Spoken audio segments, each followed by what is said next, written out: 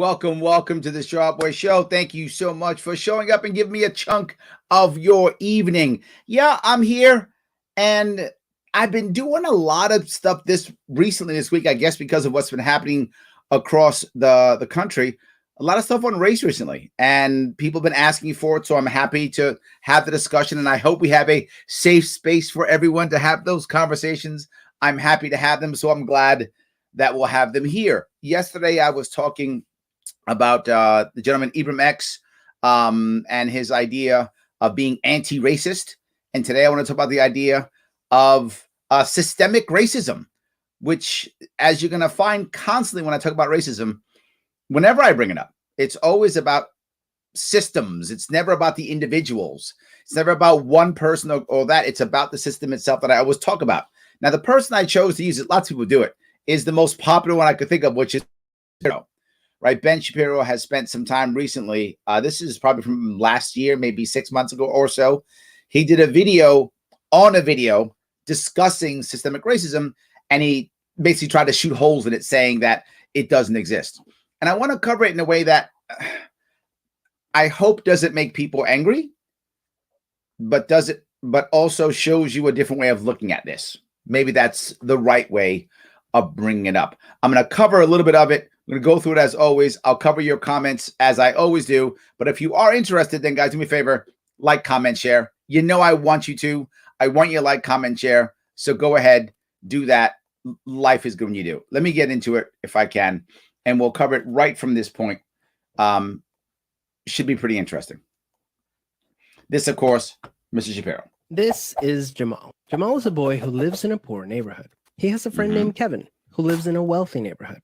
All of Jamal's neighbors are African American, and all of Kevin's neighbors are white. Because Jamal's school district is mostly funded by property taxes, his school is not very well funded. His classrooms are overcrowded, his teachers are underpaid, and he doesn't have access to high-quality tutors or extracurricular activities. Kevin's school district is also funded by property taxes, so his school is very well funded. His classrooms are never crowded, his teachers are very well paid, and he has access to high-quality tutors and lots of extracurricular activities.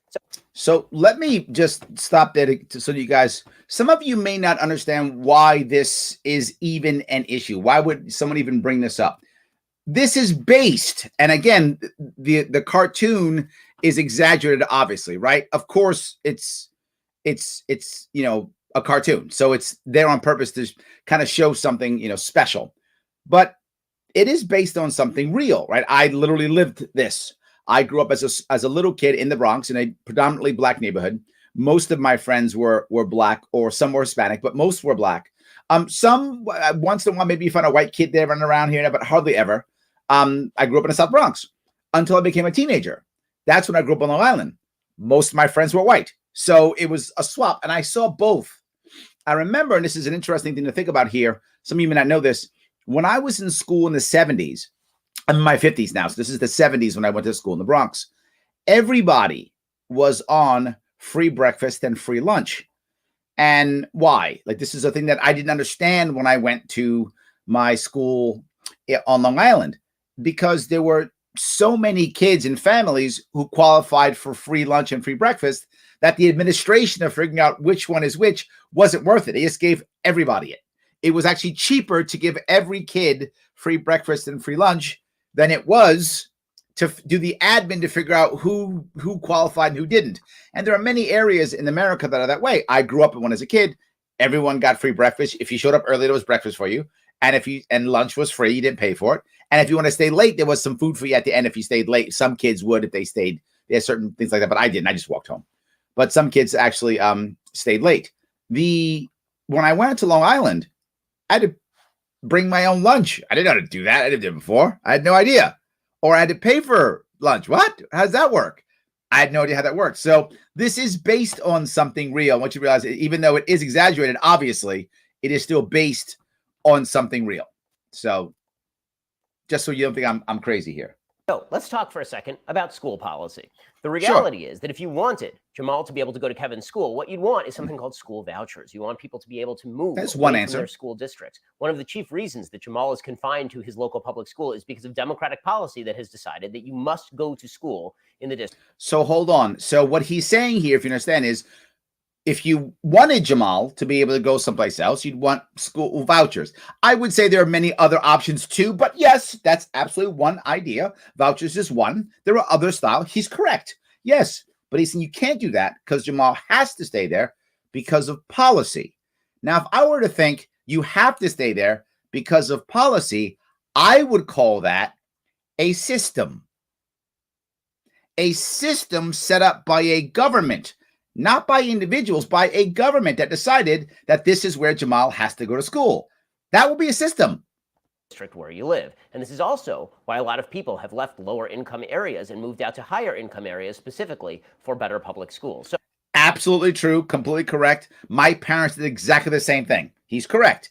And I remember many of my friends couldn't afford to move, or worse, couldn't even imagine moving, couldn't even think about moving.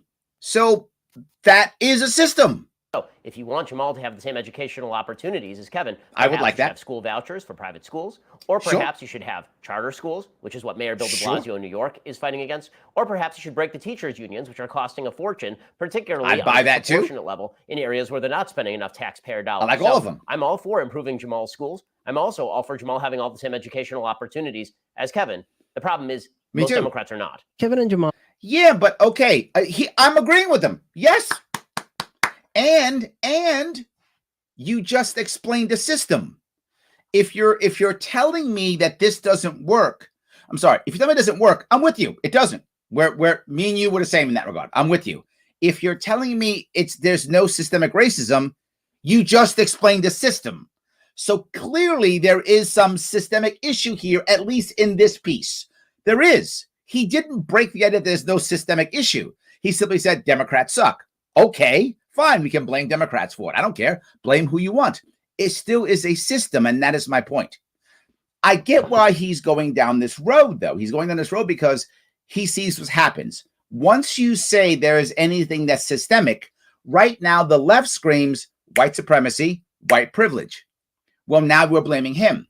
But how about if we don't yell white supremacy and white privilege, and we instead say the system is what's screwed up, not the individual white person who happens to be in the system. So why don't we change the system and everyone can have better chance, and Jamal can have an awesome chance at success like everybody else could. We could do that. But now we have the left yelling basically white man bad and the right yelling black man bad. I'm exaggerating, obviously, but you see what I'm saying. And no one's saying change the system. If you remember from yesterday when we talked about the guy who was the anti-racist guy, he didn't talk about changing the system. Neither has Ben. All live only a few streets away from each other. So how come they're growing up in such different worlds with such different opportunities for success? The answer has to do with America's history of systemic racism. To understand it better, let's look at what life was like for Kevin and Jamal's grandparents. In order to understand what's going to happen in this video, you have to understand how systemic racism is being defined. Systemic racism is really an amorphous term. It could no, it isn't. No, that's not true. Systemic racism, to be clear, it's not amorphous at all. The left explains how to fix it wrong. That's true. If you talk to the people on the left, they go, that's systemic racism. So you know what you should do? You individual white person, you should be less white. That you're saying there's a system and then punishing the individual. Doesn't work. If you're going to tell me that there's systemic racism, then stop punishing the individual white guy and change the system. That makes sense to me.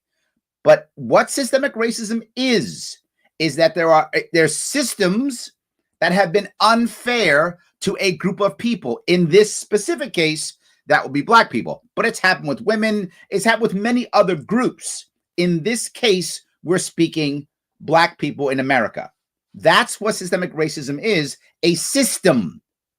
And what he doesn't bring up, and no one seems to bring up, is the worst system of them all, our criminal justice system based upon the war on drugs. That is literally the best example I can give you of what systemic racism is. That's the best example. A system that has people with guns kick in people's doors and grab them, put them in prison.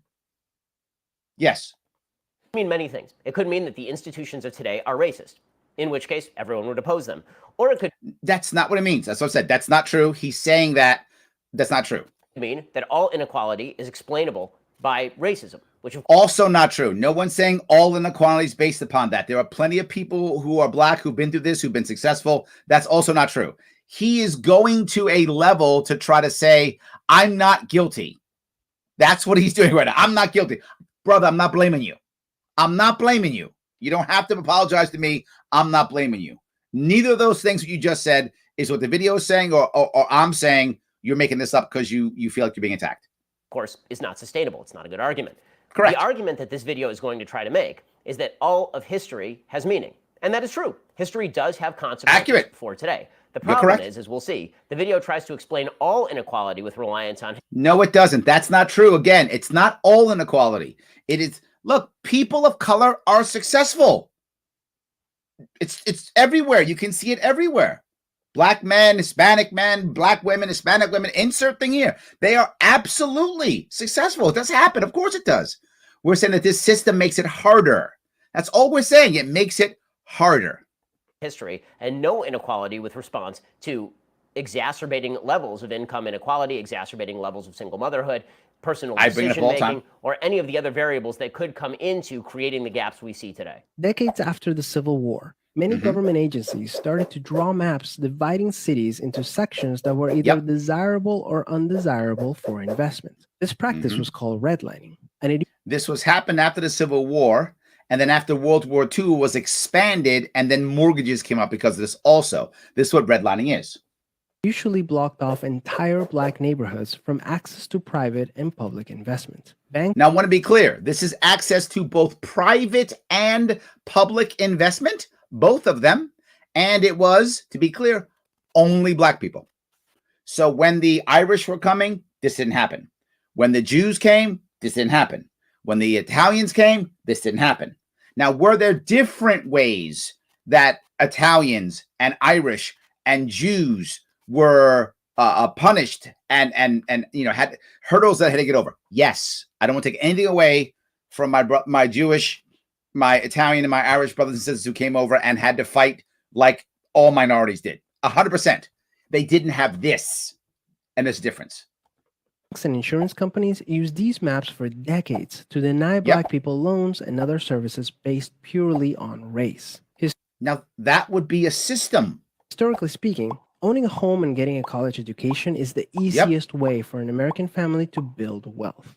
But when Jamal's grandparents wanted to buy a house, the banks refused because they lived in a neighborhood that was redlined. So you can't buy a house. Literally, you can't. Right? Or if you can, it's only through cash or other ways. So way different. Does that mean no Black people can own homes? Of course not. Of course not.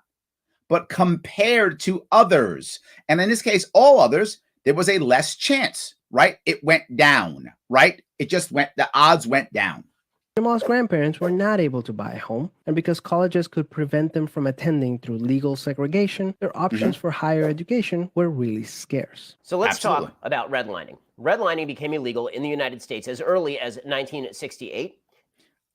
Now, he said after the Civil War, it started. So it became illegal as early as 1968. That's 100 years, man. That's 100 years. And it didn't take effect till the 80s. The Equal Credit Opportunity Act was followed by the Home Mortgage Disclosure Act in 1975, which was the predecessor to the Community Reinvestment Act. 100% true. Were an attempt to ensure that people who are living in low-income minority neighborhoods could actually get loans. And now there's an issue. We'll cover that in a second, how that actually wound up hurting people. But his point is true. People noticed it, said it, let's fix it. He's right. Again, I'm agreeing with him. He's correct. That's what happened. The problem is, imagine if you would, we are climbing a mountain. All of us are climbing a mountain.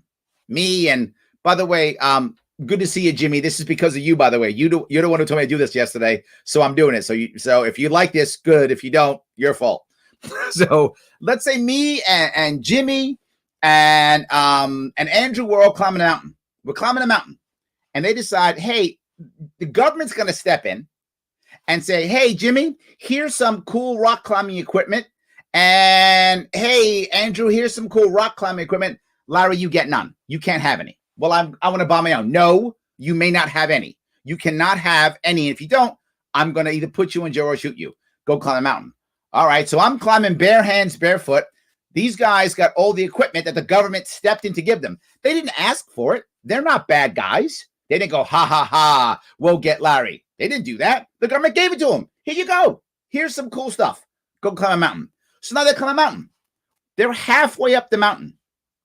I'm now a couple feet up the mountain, right? I'm a little bit. I'm maybe 10% up the mountain. Then the government steps in and goes, oh, you know what, Larry? Here, take some mountain climbing equipment. And then everyone goes, Larry, why are you so far behind you? The same equipment he got. They got a huge 100-year gap. They got an 100-year gap.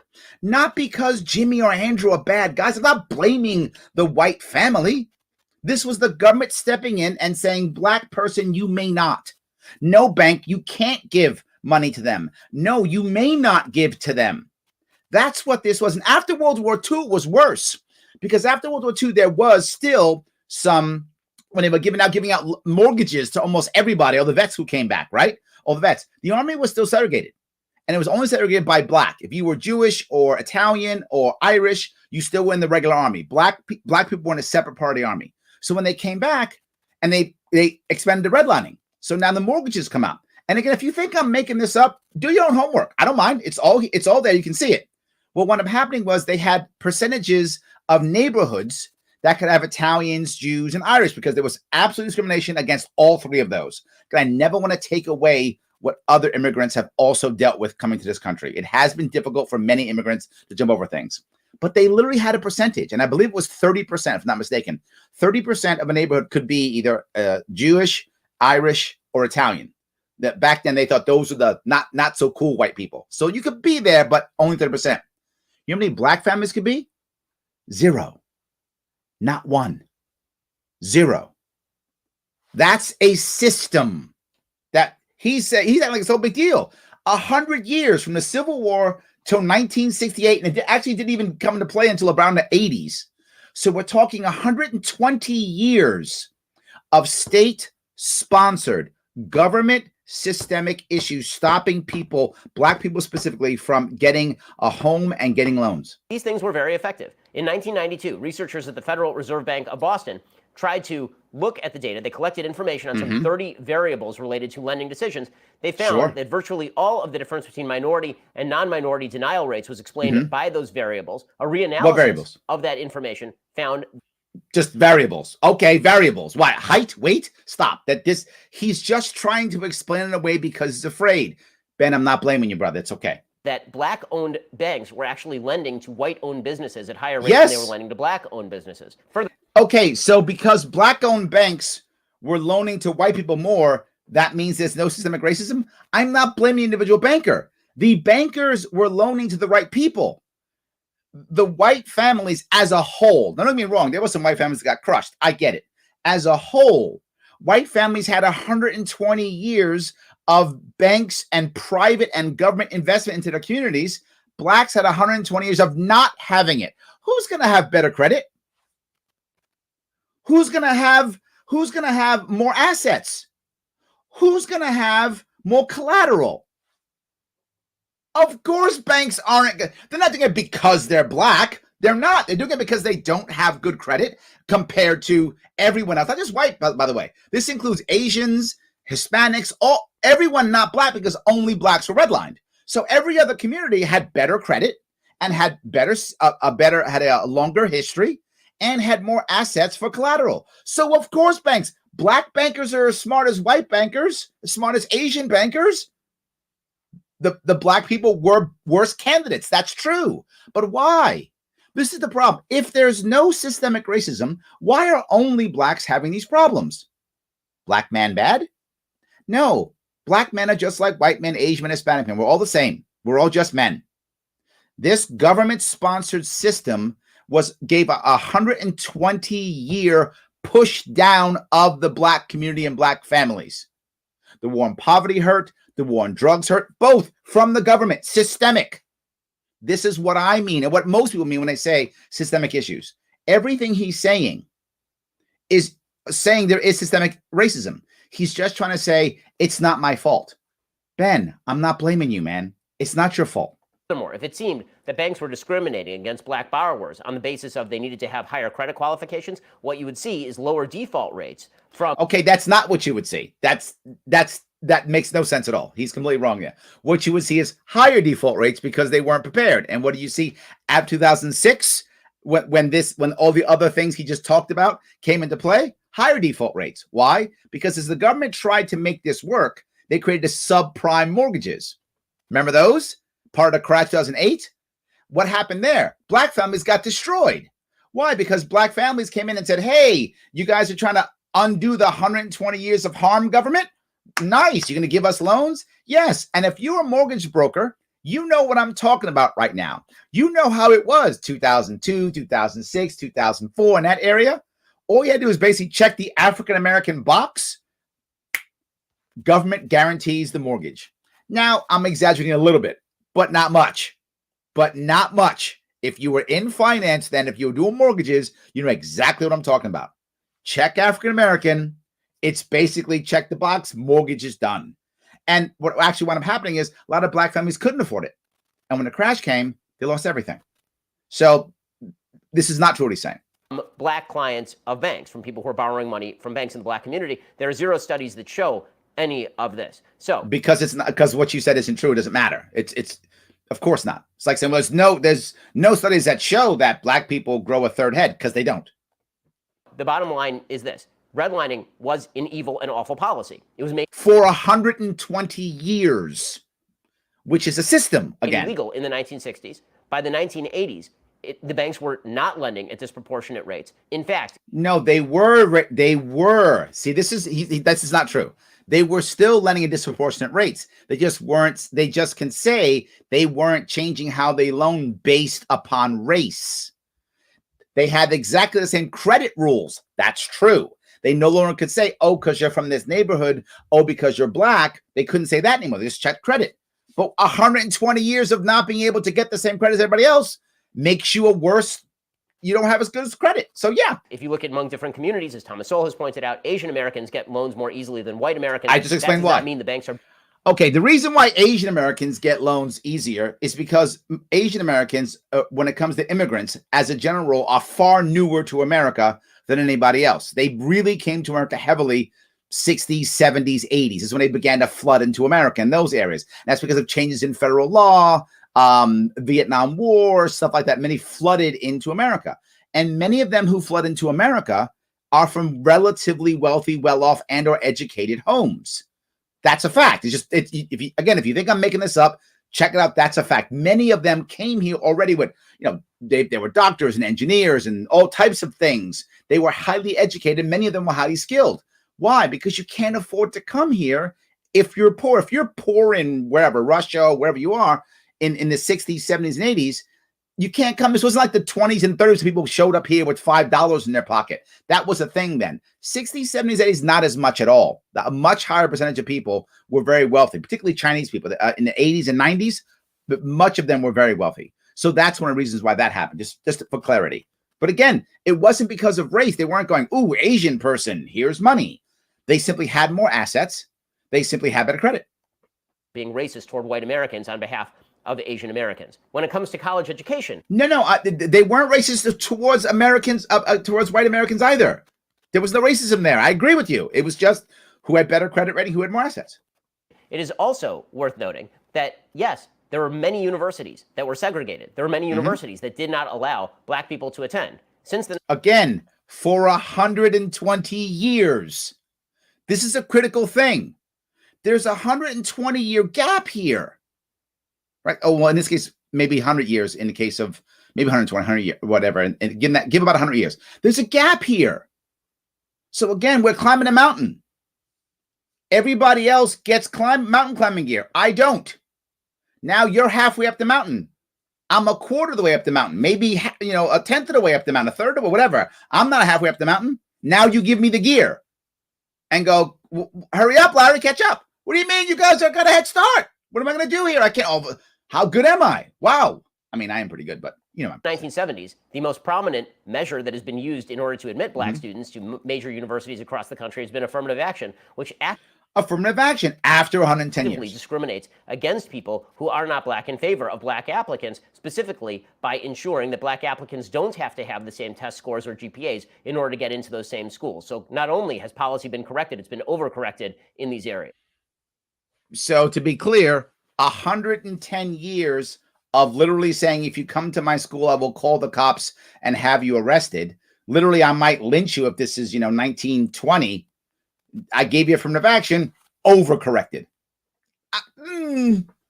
But even if that's true, it's still systemic. So the point is, it's still systemic either way. Kevin's grandparents, on the other hand, got a low-interest loan to buy their first house and get accepted into a handful of top universities, which... Now, that was because of laws that came out, federal guidelines after World War II. Traditionally only accepted white students. This opened up a wealth of opportunities that they were able to pass on to their kids and grandkids. The basic assumption of this video is that if your grandparents are rich in the United States, this means that you are rich in the United States. That's not what he said. He said they were able to pass on a wealth of opportunities. He didn't say give a bunch of cash or inheritance. That's not what the video said. You're making this up, and stop. I know you're concerned. I'm not blaming you. It's not what he said. Opportunities is what was said in the video, not cash. And that if your grandparents are poor in the United States, that means that you are poor in the United States. Not true what he said. This is factually untrue. The reality no one said is that income changes over time, that there are an 100%. enormous number of people in the United States by percentage who are able to rise from poor to middle class and their children from middle class to wealthy. The biggest problem that we have in the United States right now is not a historic wealth gap. The biggest problem we have is an income gap in the United States. And there's some... I agree completely. The only exception to that rule is, as a general rule, black families, since the war on drugs, have a higher chance than any other group of people to where they're this is changing now also, by the way, because of drugs.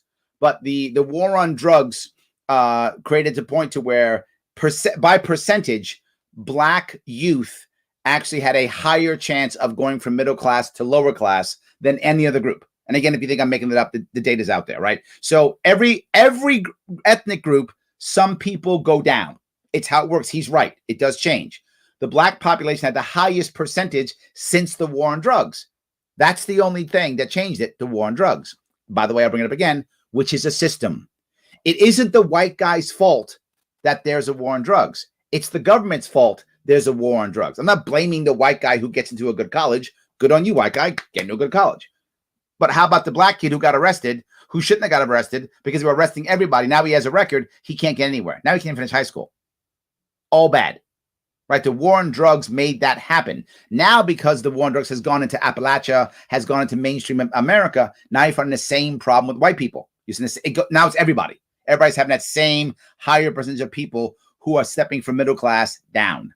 This is true. Fascinating statistics surrounding this. There was a Harvard study recently that showed that black males who are growing up in the same household incomes as white males were actually underperforming their white male counterparts, even in high income neighborhoods. You would think that. Yes. Yeah. So let's see what he's saying here. He's expressed how black people are doing poorly, worse than others in more than one time, and then trying to say there's no systemic racism. Okay. If you're saying there's no systemic racism, why would black boys be doing worse than white boys or Asian boys or Hispanic boys? Because they're just born bad? Is that what you're saying? Because that's what so many black men are hearing, Ben. That's what they're hearing. You didn't say those words, and I'm not putting words in his mouth. But that's what we're hearing. We're hearing that we're bad. Just like when the left goes, you're white privilege and white supremacy. The white guy hears, oh, he's saying I'm bad. I don't like that. Well, when you say this, the black man goes, you're saying I'm bad. I don't like that.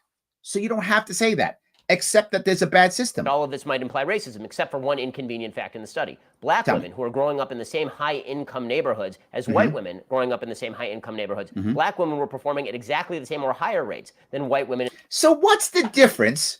What happened after, say, the 70s? What thing that would affect all of us in the 70s that happened that would affect black men over black women? Oh, crime. Yes, because something like 95% of the prison population is male or something like that. It's a huge percentage is male. Yeah. So if you're going to all of a sudden throw 100,000 cops with the 1994 crime bill, thank you, Biden and Clinton, if you're going to throw them into a neighborhood, who are the cops arresting? They're not arresting the women. They're arresting the men. If you're going to go just say no and make mandatory minimums, thank you, President Clinton, for mandatory minimums. Thank you for that. Right? Thank you, Reagan, for saying just say no and not helping for the crack epidemic. Thank you guys for all that stuff. Thank you, Obama, for doing nothing. Thank you, Bush, for doing nothing. Thank all of you for doing nothing about that. Who are they going to arrest and put in jail? The black men, the black boys. 1 in 3 black men in America today can assume that they will be convicted of something. 1 in 3. No other group has that. And why? War on drugs. Systemic. Not because the average white guy is bad and wants to beat up a black guy. That's not what I'm talking about. I'm talking about government intervention, which is the system. In those neighborhoods, which would suggest that there are other factors at play other than simple racism. Furthermore, the basic idea that most wealth in the United States is inherited and that millionaires are really only millionaires because their parents were millionaires, that really... Okay, that's not what anyone's saying. That's not true, has never been true. That's not even what the video said.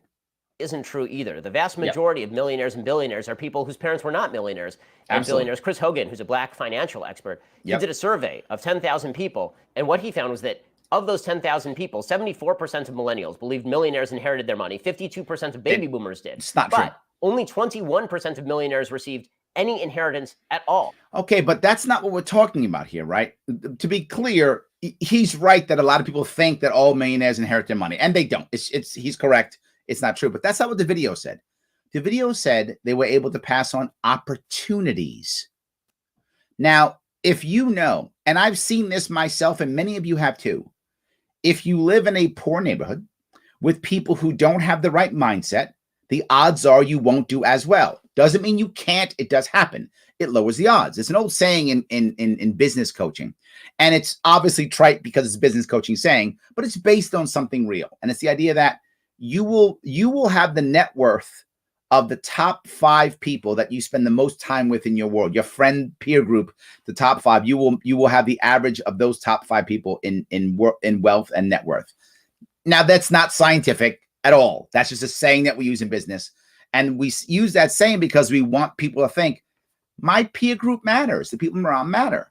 And when I talk about trying to solve the problems, what do I always talk about when it comes to race? Ownership mindset. If you grow up with people who are wealthy, whether they're black or white or whatever they are, or who have more wealth, they will almost always in some way, shape, or form have an ownership type mindset. If you don't, they won't. That's the point here. You inherit that mindset. You inherit connections. You inherit opportunity. You inherit so many other things. The money is secondary to be forward for most people, because if you give people a bunch of money and they're on the right mindset, they throw it all away. The lottery is a perfect example of that. Just 16% inherited more than $100,000. Only 3% received an inheritance at or above $1 million. This is a common thing, right? Whenever there's any type of issue with racism, the left throws stats at you and then basically says the system's terrible, white man bad. You saw that yesterday. No answers, just white man bad. Just be less white, just give stuff to black people. That's just the answer. That's the left's answer. The right's answer is announce stats and say there's nothing wrong. And that's what he's doing. He's announcing stats and saying nothing wrong. Or if black people would just be better magically, I'm at the bottom of the mountain, man. What do you want me to do? In reality, the best path toward wealth in this country is income mobility, not inherited wealth. This opened up a wealth of opportunities that they were able to... Thank you. A wealth of opportunities. Thank you for repeating that. Wealth opportunities, not cash, opportunities. You see the money and stuff coming down? They're not dead yet. There's no inheritance here. This is opportunities. Pass on to their kids and grandkids. Even as late as the 1980s, an investigation into the Atlanta real estate market showed that banks were more willing to lend to low-income white families than to middle or upper-income African-American families. You don't break 120 years of culture because law changes. Result, today, for every $100 of wealth held by a white family, black families have $5.04. Now, to be clear, the video acts like that's the reason. I'm not sure that's the reason. So there's some hyperbole on the video here for sure. But the concept is a real concept. When you don't have that much ownership, how do you foster an ownership mentality within your communities? It's challenging. It's hard. Not impossible. Some Black families do very well. Clearly, right? But it's difficult is what I'm saying. The odds are against you. There's a disadvantage. Now, if I want to, I could look at this and I could say, see, there's your white privilege. I could say that. And then a poor white family who has less than $5 is going to say, where's my white privilege? And they'd be right, which is why saying white privilege is not intelligent. It's not smart. Or I could say, look, there was a Black disadvantage, which is similar because there isn't just white privilege. There's also Asian privilege and also Hispanic privilege. There's all types of privileges. So how about we don't mention any of those? How about we just say, so there's disadvantage. Look, that's it. Now we can have an actual conversation without guys like Ben feeling like I'm attacking them, because I'm not, and trying to defend himself. All he's doing is trying to defend himself because he doesn't, you've heard me say 1,000 times, nobody wants to feel racist unless you're an actual racist, right? Then you don't care. If you're an actual racist, you're fine with it. But if you're not an actual racist, you don't want to feel racist. So of course you defend yourself. I get it. A 2017 study confirms that redlining is still affecting home values in major cities like Chicago today. This explains how Kevin and Jamal inherited vastly different circumstances. Note, inherited circumstances. The video is not saying inherited cash, inherited circumstances. As it turns out, there are some complicating factors that don't get cited in this video with regard to this data. The Federal Reserve Board economists tried to explain that this data did not take account of differences that were not income-based. Things like liabilities, employment history, credit. Liabilities, employment history, and credit. What could affect that? Could it be the 120 years of not being able to get loans and money invested? Or could it be a war on poverty that told you don't work, I'll just send you a check for employment? Or could it be the fact that the war on drugs put a third of the Black population, male population, in jail so they can't get jobs and don't have employment? Could any of those systemic things affect what we talked about? This is the same thing he's not getting. Yes, I'm not saying the individual banker is a racist and goes, ha ha, Black guy. No, I'm not saying that. I'm saying the banker did what a banker does. He looks and says, okay, this guy doesn't have good credit, doesn't have good employment. I can't give him a loan, or whatever the case may be. But why do so many Black people have that problem? War on drugs. Did anybody in the last couple of weeks, I've been talking about race almost the whole week. Has anybody except me been talking about the war on drugs? That's the number one issue, and it's finally affecting white people. I'm sorry, white people, it's affecting you now, but it is now. It's an epidemic. So great, maybe we can end it. Maybe we can end it. New York's going to try to end it. Let's try to end it. Record and other relevant variables that should have been considered. It should not be particularly surprising that discrimination in the past has impact on the actual income of people who are living in the areas that were denied loans. That shouldn't be. Yes, you're literally saying systemic racism, dude. You've just said what I've said. Did you guys hear that? You know, the past discrimination of 100 years. It's not shocking that it affects you today. Yeah. That's called systemic. A major surprise. But that is not the only disparity, obviously. That New York Times piece. I didn't say it was the only disparity. But you are admitting right now, you just did. There is such a thing. It exists.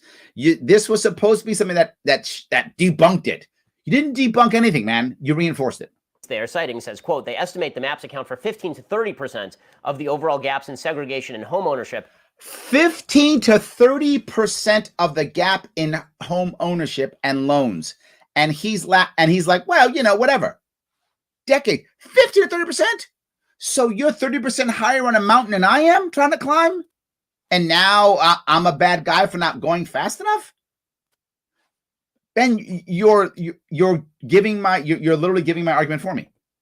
That they find between the highest risk area and the second highest risk areas, those were the ones that were being classified. The truth is that when it comes to redlining, you have to look at the gradations as well. There was always going. No, there shouldn't be redlining. You said it was an evil practice. Your words, an evil practice. So no, you have to look at gradations. It was, let's affect Black people and not others, right?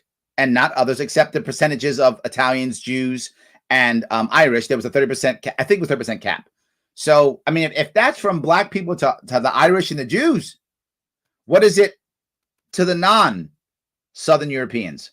What is it to them? I don't know. Even worse?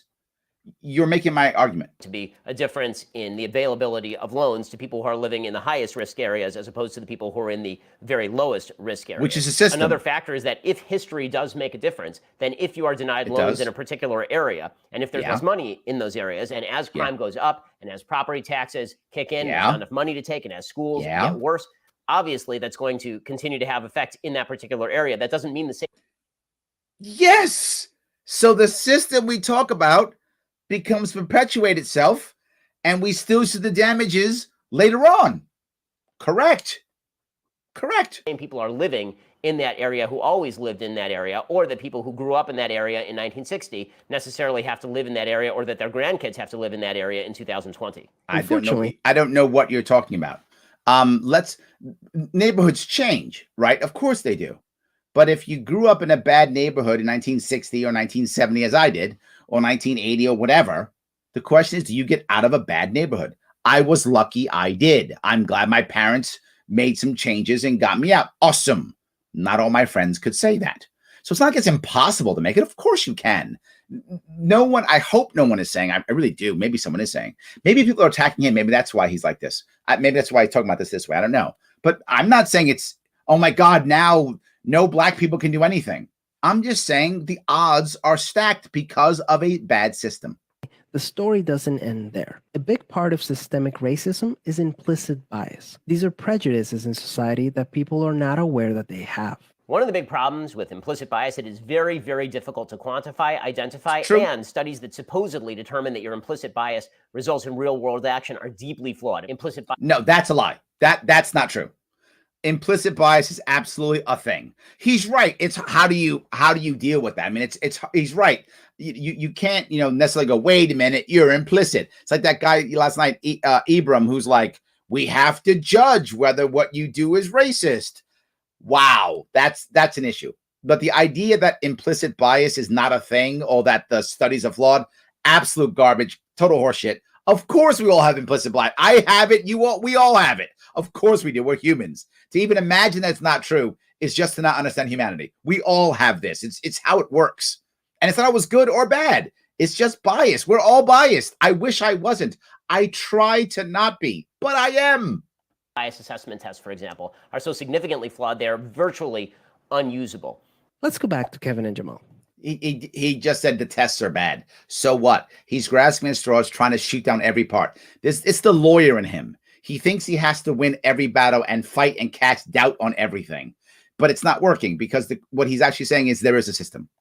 Against all odds, Jamal manages to be the only student from his high school to get accepted into a great university. The same one that Kevin and his high school friends are attending. But after Kevin and Jamal both graduate, Jamal notices that his resume isn't drawing as much interest as Kevin's, even though they graduated from the same program with the exact same GPA. Unfortunately for Jamal, studies show that resumes with white-sounding names get twice as many callbacks as identical resumes.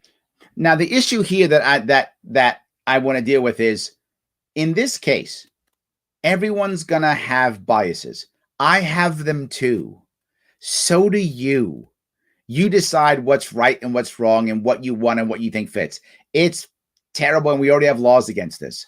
This part that the video brings up is kind of irrelevant. So I kind of want to go past it because it doesn't really matter. It's just you hear a name and it's bad. Yes, that's very true. I agree. So let's pass that piece.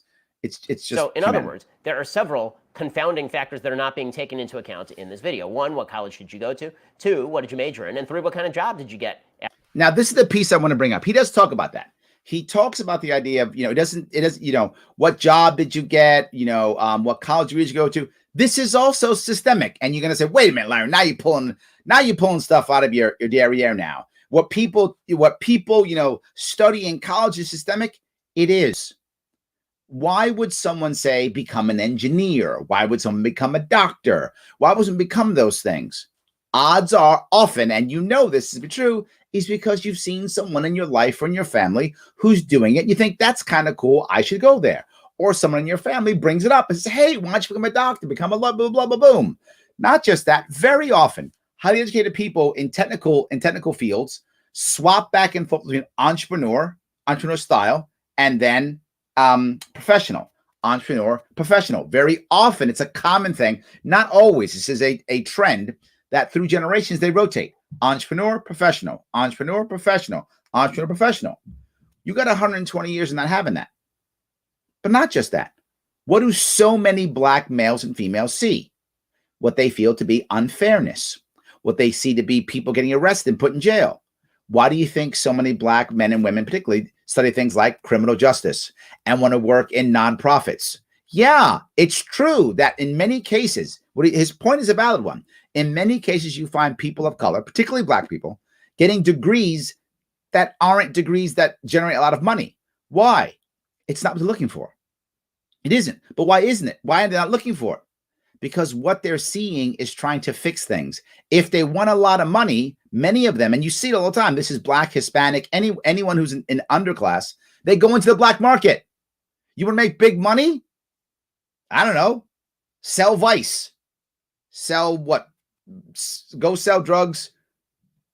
Become an underground pimp or whatever. That's what they go into. They go into those underground worlds. That's what often happens. They go into the black market.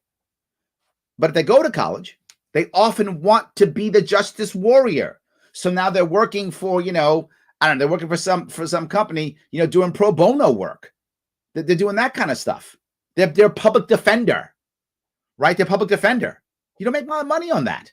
So yes, he's right. That is also true. What school you go to, what you study, but even that's systemic. Remember, this is from the old Silence of the Lambs, right? Hannibal Lecter. You covet what you see. You covet what you know. Yes. Afterward. You can see evidence of systemic racism in every area of life. The disparities in family wealth, incarceration rates, political representation. Finally, they bring up incarceration rates. That's the biggest issue. And they had to wait 85 years into the thing, and he even doesn't bring it up. And education are all examples of systemic racism. Now we reach the crux of the matter. The basic idea here is that any inequality can be chalked up to systemic racism. We are now... That's not true. He didn't say it. Stop saying that. He didn't say it. I'm not saying it. No, that's saying every reason is because systemic. We're not saying that. There's black knuckleheads too, who just screw up and do bad things and probably deserve the stuff they get. Of course that happens. But we're talking overall, a system. Notice, they've said nothing in this video about incarceration. Nothing about incarceration. The simple assumption is that if more black people percentage-wise are arrested than white people, that must be due to systemic racism and not... That actually is. Yes, that's true. Why were so many black people arrested? Well, because the 1994 crime bill put 100,000 cops into black communities. If you have 100,000 more cops in your communities, more of you are going to be arrested. If they had thrown 100,000 cops in the white communities, more white people would have been arrested. Yeah, that's kind of how that works. And then worse, after 2 years, most people don't know this, that crime bill only paid for cops for 2 years. After that, the local authorities had to come up with the money to pay for all those cops. How'd they do that? Civil asset forfeiture. Now I got to kick in doors. Now I got to become a pirate. Now I got to kick in doors and pay my bills. That's when that comes from. And what doors are they kicking in? Black doors. Hispanic too, but heavily black doors. Yeah. So that is systemic. You think the average cop gets up in the morning and goes, you know what I'm going to do today? Kick in a black guy's door? No, of course not. He goes, we got to kick some doors in today. Who's on the list? Oh, a bunch of black guys. Guess I'm kicking in black guy doors. That's what actually happens. Due to the number of crimes being committed by individuals who make a decision to commit a crime. When it comes... See, they just made a decision to commit a crime. Black men are just more violent. But I thought there was no implicit bias. You've literally just said that. Now, okay, you didn't literally just say that. But man, that's what I hear. And so many other people hear the same thing. To representation. The truth is there are many, many black Americans in Congress. We've had a black president of the United States. I know there's like one of them in Congress or two in two in the Senate or something, I think, right? Yeah. People choosing to run and people choosing to vote. That is an aspect of America. Yeah, choosing to run and choosing to vote. But when 1/3 of your male population has a criminal record, in many states it means you can't vote. That means you're getting taxed without representation. You can't vote, but you're being taxed. What system is that? War on drugs. War on drugs makes that happen too. American freedom. And when it comes to education, there are plenty of affirmative action programs that exist at virtually every major university, in fact. And they don't work. So let's not do that. Let's end the war on drugs. Look, the left is bad too. They don't talk about ending the war on drugs. They like putting people in jail too. Kamala Harris, Biden wrote the crime bill. Harris, she enforced it. Yeah, I'm not saying Democrats are in any way, shape, or form innocent here. That's not. If you think I'm saying that, you don't know what show you're watching. I'm not saying that. I'm saying you can't say it's not true. I've been talking this week about the same thing. Right now in American politics, it's become where the Republican Party is the party of no ideas, and the Democratic Party is the party of bad ideas. So I only have bad ideas or no ideas. Why do you think we surrender? That's all I got. I got socialism fixes everything, or there's no problems. That's all I got right now. Well, that's not good. How about some real issues, some real problem solving? How about that instead? Their entire university systems, like the University of California, that have gotten rid of the SAT and the ACT as admissions criteria specifically because they weren't allowing enough minority students to attend. That's not true. That he just made that up. That's absolutely not accurate. You can check it yourself if you want to. They were getting rid of it for two important reasons. One of them is because of COVID, believe it or not. That was one of the reasons why. That was the nail in the final nail in the coffin. I know my daughter is of age to start taking the SATs. They've been canceling because the kids aren't going to school and they can't get enough kids into college, and kids don't want to pay $40,000 to go to a college where they're just going to be sitting doing Zoom calls all day. So that was the nail that was in the coffin. But the thing that started this actually was, if you remember, the Varsity City Blues, right? That when they found out the scandal of all the people were just bribing their kids in any way. It didn't matter having other people take their SAT tests, and it didn't affect at all the outcome of the school, showing that even if you were bribed in, you still graduate the same amount of at the same rate as if you actually took your SAT. If your parents lied and got you in, you graduated at the same rate. The SATs weren't valuable. They meant nothing. It wasn't specifically because they weren't having black and brown people. That's absolutely not true. Do your own homework. That's 100% not true. Just not how it works. It was already collapsing years ago. I've been telling you this, that standardized testing is useless. I've been saying this for 4 years. Useless. Now they're figuring it out too. SATs mean nothing. Again, unless you're going to live your life in academia. If you're going to go out and do stuff outside of academia, SATs have zero value. That's why they're getting rid of them. COVID, Varsity City Blues, and they're not working. So to attribute all inequality to systemic racism is... No one's doing that, man. Stop. No one's doing that. Simply to say that everything you don't like must be due to systemic racism. Unfortunately, the biggest challenge with systemic racism is that there's no single person or entity responsible. Thank you. Yes. Yes. See, Ben, I'm not mad at you. There is no single person or entity responsible. Well, there's an entity, but there's no single person responsible for it. There isn't.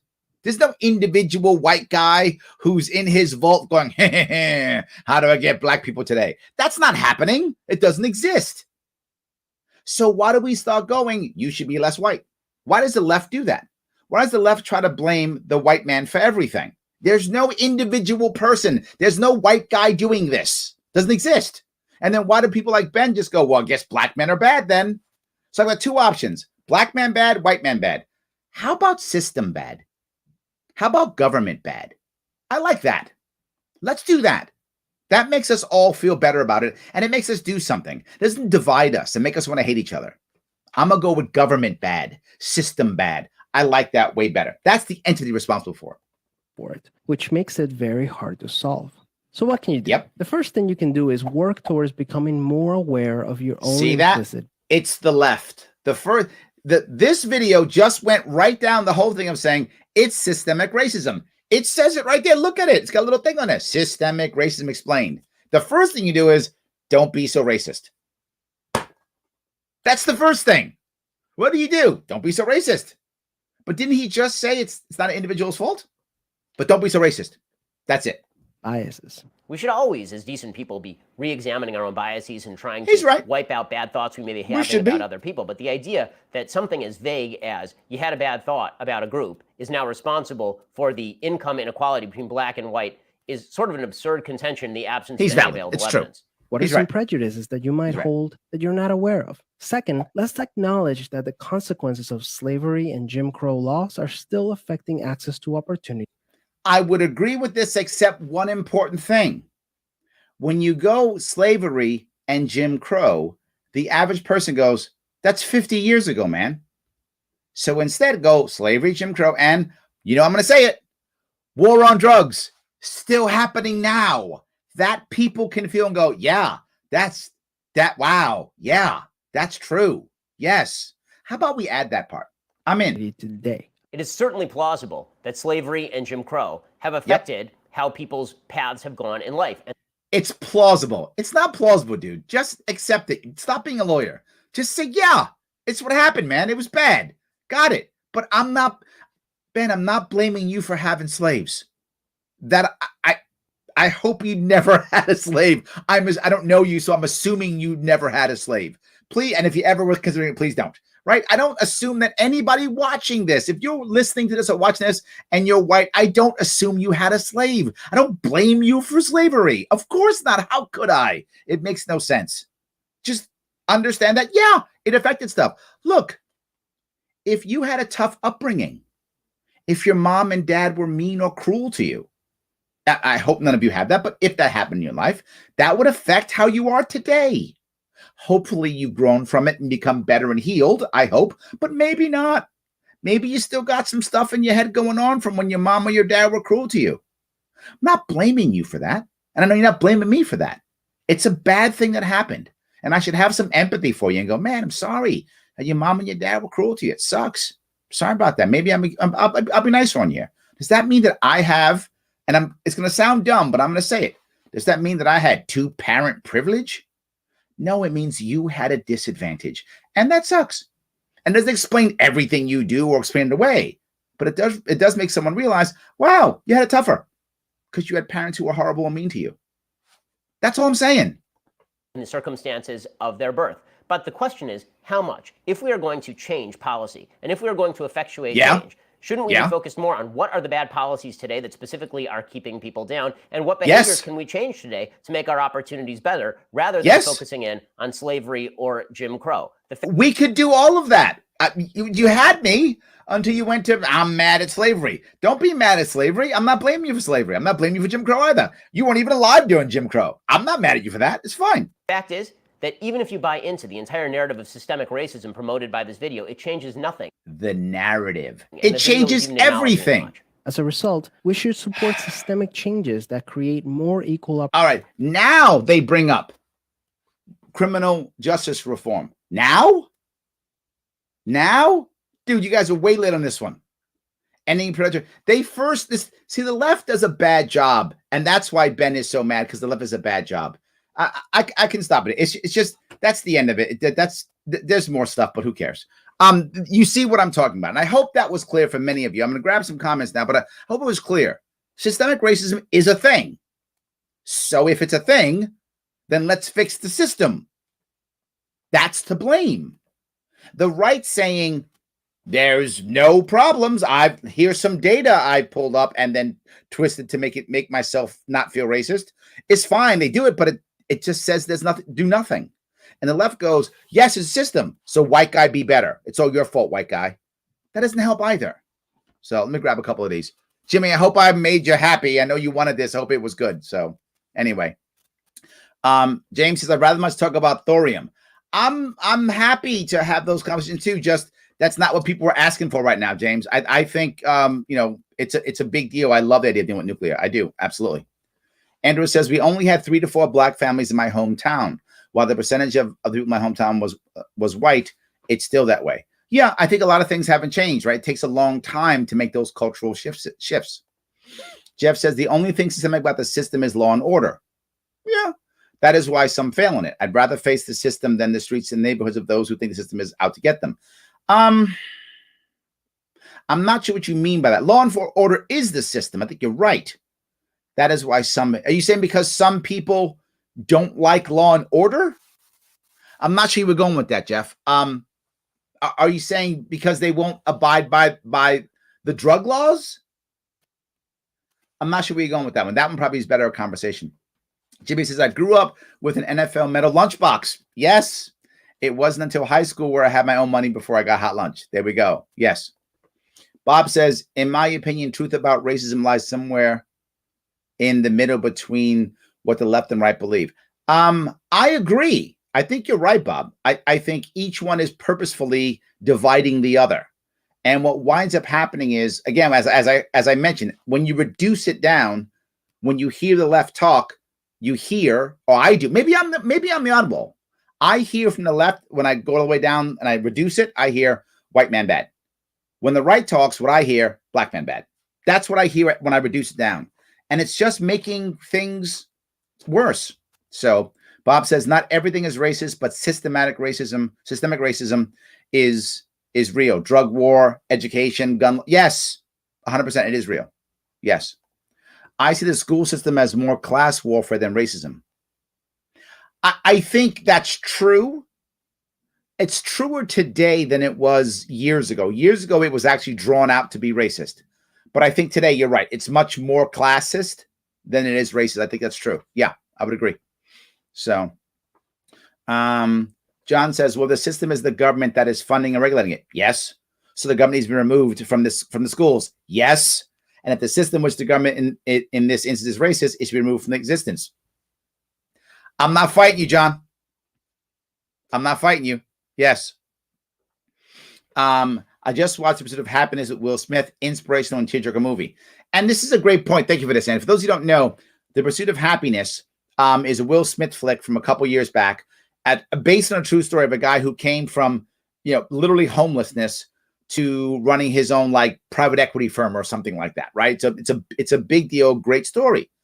Now imagine, even if he loses his money or doesn't do well, imagine what his children will see. Imagine what opportunities and mindset his kids will inherit. His kids will inherit the idea of bust your rump no matter what, work hard. They will inherit that because he gave it to them. They will also see people who will give them opportunities. They will encourage more. And I wish more people in the Black community had that mindset. But again, you've got 120 years of literally not being able to own. You come from slavery to not being able to own. You didn't own yourself during slavery, and now as a group, you can't own property. How do you create a mindset when the system is slowing you down? Very difficult. Very difficult. Not impossible. Again, not impossible. Just percentage-wise, really tough. It's very tough. Paula says, when I taught, I was always reminded in poor schools that we may be the only person my students saw, that we teachers could be the only person students knew who had studied job. I've brought this up often, and this is the war on drugs combined with the war on poverty.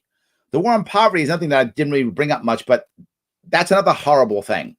The war on poverty, along with the war on drugs combined, has created an environment where there are many people, and now you see it in white communities. You didn't see it as much years ago, but you see it in white communities now also, to where there are people who have never seen their parents go to work.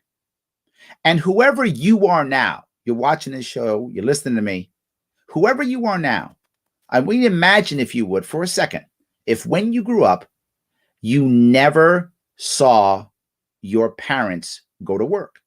Never. You never saw your uncles or aunts go to work. Never. What if you never saw your grandparents go to work? You just never saw that. Like, that's not a thing you saw. They don't get up early and go to work. They don't go to work. They just get checks. You'd be a different person. Whoever you are now, you would not be that person. You'd be a different person. Absolutely, you'd be a different person. And when you have that, that affects how you think. I completely agree, Paula. Which is another reason, and then you're going to say it again, another reason. Why do so many Black people want to grow up to be teachers? Yes, you covet what you see. If no one else is working, but your teacher's working, you want to be a teacher. Like teachers, we all know if you're a teacher, you're not making a killing, right? You're not buying a yacht if you're a teacher, right? So, yes, exactly right. Yes. Tim O'Connor says, a system created to enforce bigotry and buy votes. 100% buy votes. I think that's true. Yes. And Shelly's with you. Preach it. Absolutely. Thank you. So let's see. Larry, need to get Ben on your show. Ben's not coming on my show. I wish he would. He's not going to come on my show. Absolutely. Joseph, Larry Sharpe, Ben did not say that. I'm sorry. I went down this, so I'm not sure what he did not say. Did you say later on? I'll try to go down and grab some more comments. I'll see if I can find out. I don't know what you're saying. I was not trying to misinterpret him. I was not trying to misquote him. If I did, then that's my mistake if I screwed up. But I think I did this right. Please be clearer. If I made a mistake, I'm happy to apologize if I missed something. So Brian says, many people think that if you inherit it, you didn't earn it. While that can happen, I think it's more of an exception than the rule. You're totally correct. The data's in. Ben's correct on this. I'm agreeing with him. The vast majority of people did not inherit their wealth. I mean, think of the richest people. This was just yesterday. The gentleman yesterday, Ibram, was talking about that. He was like, oh, it's inherited wealth. It's just not a thing. It's most wealthy people, the majority of wealthy people did not inherit their wealth. It's a fact. So, yes.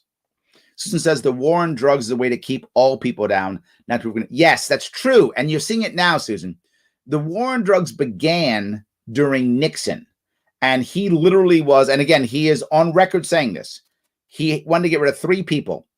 The hippies or liberals, hated them, black people, and for some reason of all the Hispanic people, he didn't like Puerto Ricans. Like, why Puerto Ricans? I don't know. I know Puerto Rican people and I love them. I don't know why he hated them. But Nixon didn't say Mexicans, didn't say Cubans. Like his words were Puerto Ricans. He didn't like Puerto Ricans. So he didn't like Puerto Ricans. He didn't like blacks. He didn't like, I think they call them liberals or hippies, whatever. He had a name for the left. I think it was hippies. I don't remember, whatever he said. But that's why he started the war on drugs. And again, that's not my opinion. That is his words. Do your own homework if you care about that. That's how it began. But now it affects others. So now it keeps all people down. Initially, it was really only keeping black and brown people down. That's all it was keeping down initially. You go 70s, 80s, 90s even. It's the origin of gangster rap is because of the war on drugs, right? That's kind of where it all came from. So, I mean, imagine, I bring this up often, but I want you to think about this. If you grew up like I did in the 70s, 80s, 90s, right? Think about what was on TV. What was on TV was, imagine if there's no war on drugs. Doesn't exist. Magically, Nixon doesn't start it. No one else jumps on board. Reagan doesn't keep it. Clinton doesn't do the crime bill. It doesn't happen, right? It's just, we just live. That's it. We live with no war on drugs. People do what they want to do. That's all we do. What'd you see on TV? Now there's no cops, meaning the cops TV show where they're putting a black guy in handcuffs every 5 minutes. There isn't a bunch of TV shows where every black bad guy is a pimp or a drug dealer. That goes away. That's not a thing anymore, right? Because there's no war on drugs. That's not a thing. You don't see that at all. What do you see? You see Good Times, the Jeffersons, right? You see Cosby, before he was rapist. You see Cosby before he was rapist, Fresh Prince of Bel-Air, Family Matters. That you see the black family is what you see. Poor and not poor and middle class and moving up. That's what you see. You'd be like, oh, black people are just people. Yeah. Yeah. The war on drugs really hurt the black community tremendously. And the war on poverty also. I wish you didn't have that also. And then now it's affecting everybody. Absolutely.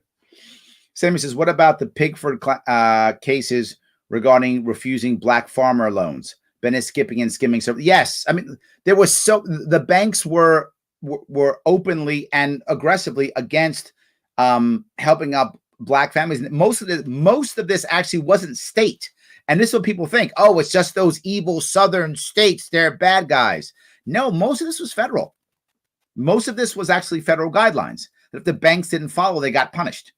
Again, do I think the average banker was trying to hurt a black guy? I mean, I'm sure there were racist bankers. I mean, there's racist everyone, so I'm sure there were some. But the average banker is trying to make cash, right? It's really trying to make cash is what it was. So yes. So Ben Shapiro, the conservative, is getting his facts from New York Times. Look, no, that's not a bad thing, right? You can get your facts anyway. I get my facts from all over the place. I get them from CNN, right? It's fine as long as the facts are real. And his facts, most of them are real. He's not lying. He's trying to defend himself, which I'm saying you don't have to. There's no need. I'm not blaming you. So, Larry, your bias here is really turning me on you. I hope not. I'm not trying to be a jerk, Joseph. I'm not. I'm trying to say that the system is real. That's a real thing. And I'm not blaming the average white guy. I don't think the white guy I think the average person, not forget white guy, the average person doesn't actually care. They just want to go off and live their life. And if a system is negative, they react to a system. If a system is good, they react to a system. That's what I think it is. So Rosemary says, who is the real racist? How much more special do you want? More handouts. I'm not sure where you're going with that. Was that for me? Was I asking for more handouts? I don't remember me asking for a handout. I was trying to express a systemic issue and not blame white people. That's what I was trying to do. But maybe you read that as handout. And I knew people would get upset. And I think most people would think that if I talk about this, it would trigger a lot of people, right? They'd be upset. They would think that all of a sudden I'm saying all of a sudden I want handouts or anything. I'm not saying that at all. I'm trying to say, let's stop blaming black people for being bad, and let's stop blaming white people for being bad, and let's blame the real culprit, government systems. That's what it is. So yes. He proves systematic racism exists while trying to say it doesn't. Look, Ben is probably not an actual bigot. I don't think he's a bigot. Did I say he was a bigot?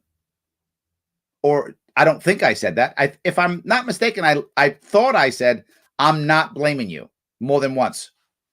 But I get it.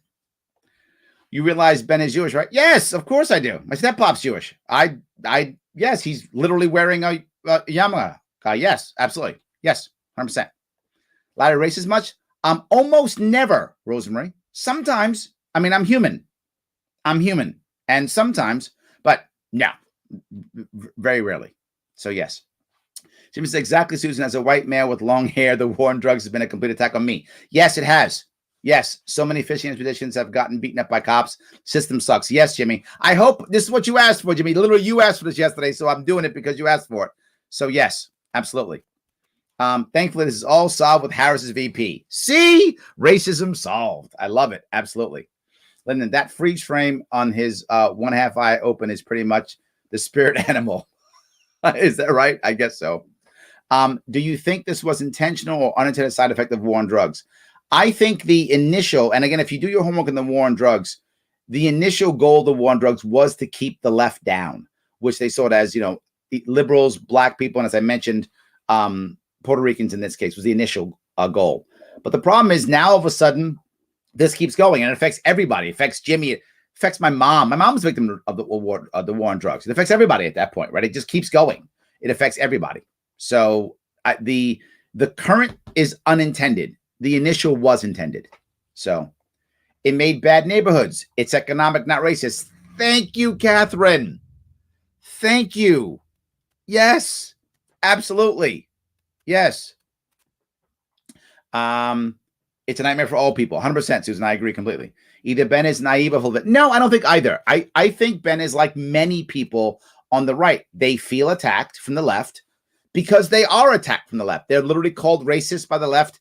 You saw me. Yes, I talked about that gentleman. Ibrahim. He calls everybody racist, right? Oh, sorry. All white people racist. He calls everybody who's not black racist. So if the left is calling you racist every day and calling you a bigot every day, of course you would defend yourself. Of course you would strike back. I get why he's doing it.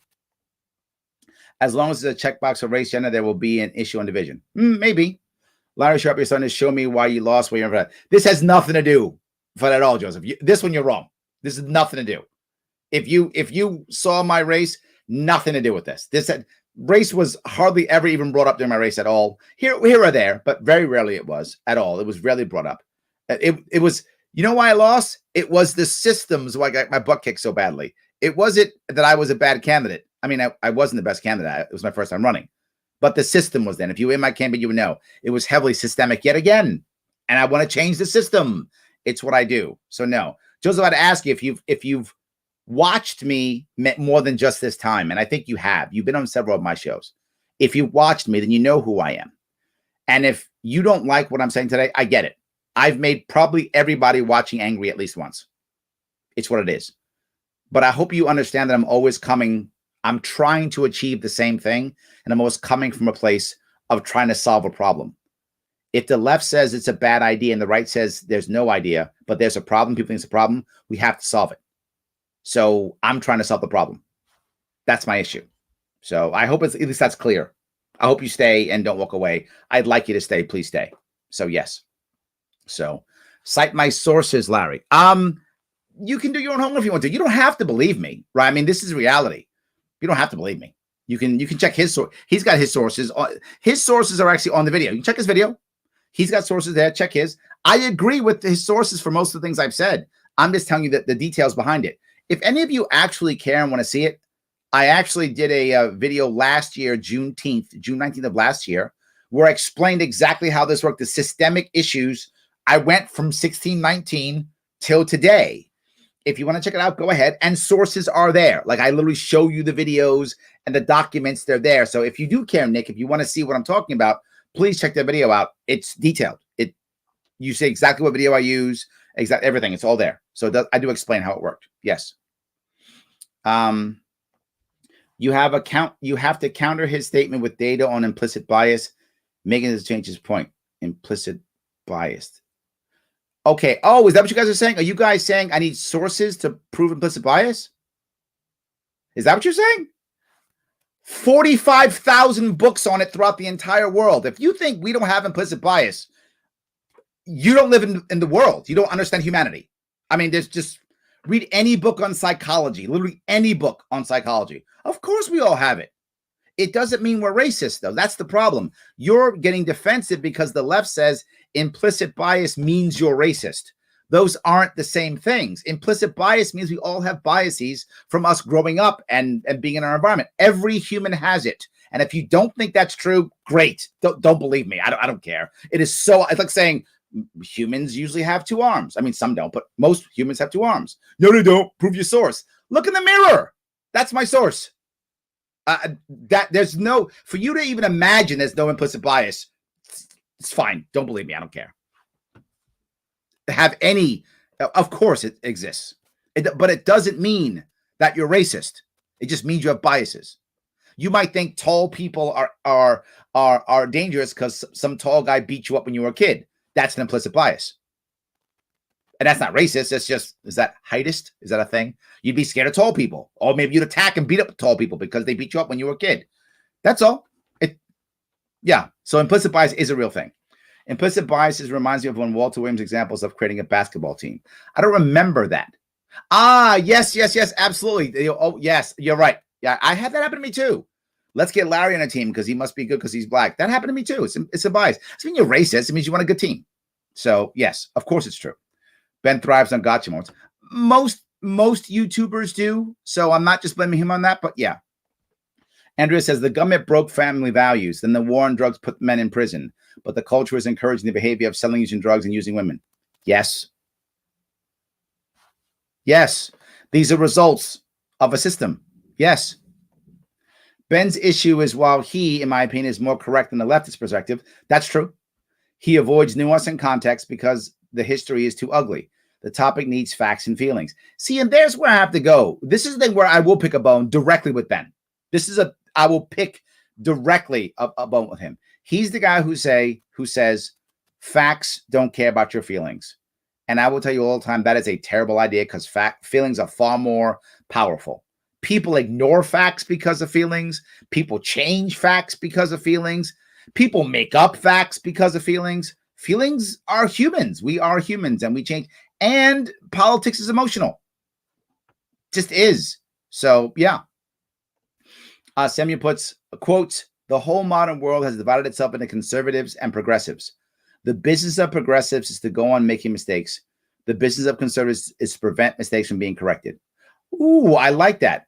G.K. Chesterton. I like that. There we go. I like that. Pretty good. Culture needs to change too. Yes, and the culture, a lot of the negative culture aspects can be traced back to systemic answers. So I agree. So let's change the system again. Absolutely. So Larry lost because Lord Cuomo runs the state with an ironclad fist that crushes New Yorkers, causing them to move to my state. Also true. Yes, absolutely. Ben is mostly okay. He's like a libertarian right up until he doesn't. He's kind of pro-war. Yeah, look, I'm not anti-Shapiro. I'm not anti anybody. I'm just, I beat the left up. Yes, I beat the right up too. Just being fair. Both sides get it. It's just how it works. Yes. Larry Sharpe, if you want to play journalist, your job is to report the facts without bias and let people of their own opinion. You're not doing this. I'm not playing reporter or journalist. I'm not. I am not. This is an opinion show. That's why it's called the Sharpe Way. I'm not reporting the news at all, Joseph. I'm not. I never have. I'm giving you my views, my opinion, and I'm taking in yours, and I'm trying to have a conversation with you to the best of my ability. That's what I'm doing. This is not a news show. I hope you wouldn't think that. This is much more like the evening shows on Fox and CNN and MSNBC between about 7 or 8 and like 11. Those are just opinion shows. This is an opinion show. This is not a news show. I please don't think I'm a journalist. I'm not.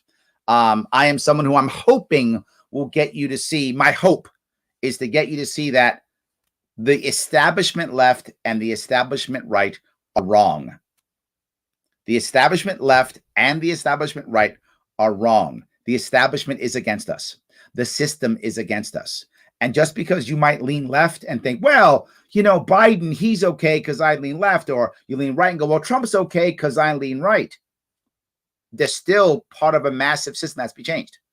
And if you don't change the system, the best you can get is Trump will pull the country a little bit right and make you happy. Biden will pull a little bit left and make you happy if you lean that way. And that's all you get. Not good enough for me. Not good enough. So, Joseph, I'm not even trying to play journalist at all. I'm not. Implicit bias isn't a thing, says the well-pressed white boy.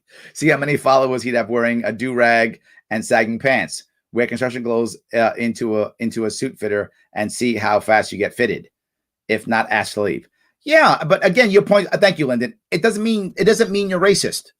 We all have implicit bias. There's no. I'm not citing a source on that. If you don't get that, don't get it. I got it. But again, it doesn't mean you're racist. Your point's perfect. You're saying, wear construction clothes into a suit fitter. That's not racist. That's just he's going to think, what's wrong with you? Absolutely. I agree completely. Yes. All right. The thing I've noticed with Shapiro is that he's not very consistent. I don't know. I don't watch him enough to know that. So I don't really have, I don't really know.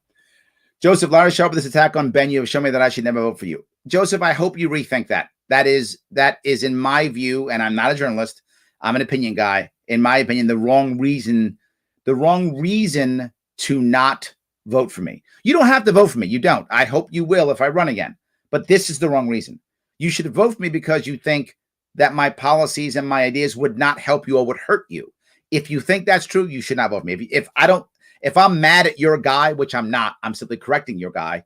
If that's the reason why you wouldn't vote for me, my opinion, it's a bad idea. You should not vote for me because you think my policies or my ideas would either harm or not help you. That makes sense. But if I'm going to go, your guy's not perfect, and you go, what? You don't think my guy's not perfect? I can't vote for you. I wonder if you were ever going to vote for me again, if you had voted for me in the first place. I hope you would again. And please stay. I'm asking you, please stay. I'm sure I'll make you happy with another show because I'm going to be the same consistent guy always. It's the system. I've been saying it for literally years. And whether it's Shapiro trying to back the system or whether it's Ibram trying to back the system, it doesn't matter. It's a bad system.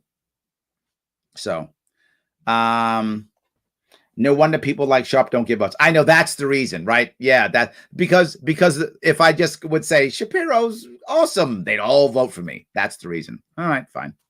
So I know a few black people that have studied criminal justice. Yes, it's a common thing. You do find that often. Thank you for that, Andrew. It is common. Yes. All right. Robert says he's hardly attacking Ben. He's simply stating his differences. Agreed, Robert. I didn't attack Ben at all. I literally said I don't blame you like 3 times. But some people, they love Ben, and if you say anything bad, they get mad at you. I hope you guys will stay anyway. That's all I can tell you. All I can tell you is many people who watch this show, I've made them angry sometimes. And they stay. Thank you, because I'm not mad at you. Myron says, these things are real, but the problem is that people tend to use this as an excuse for not trying. Very true, Myron. Yes. And places 100% of responsibility on other people. This strategy is worse than racism itself. Yes, you're right. You're right. If you're going to talk about the systemic issue, you should be using it to raise people up, not to put them down, right? I can use it one or two ways. And the problem we're not using it at all. We're only using it to put it down, right? The left is saying it's systemic. So black man, you're so weak, you can't support yourself. I have to come save you. That's how the left uses the systemic issue. The right uses the systemic issue to go, there's no problem. Bootstraps. That's what the right says. I'm saying it's systemic. So one, if you've been successful, good on you, man. Good on you. The system was against you and you did good on you. And not just that, when there is a black kid saying, can I really make it? I can't. Yeah, you can. The system was against you. We can change the system. You can still do it. You should use it to pick people up. But my dad didn't.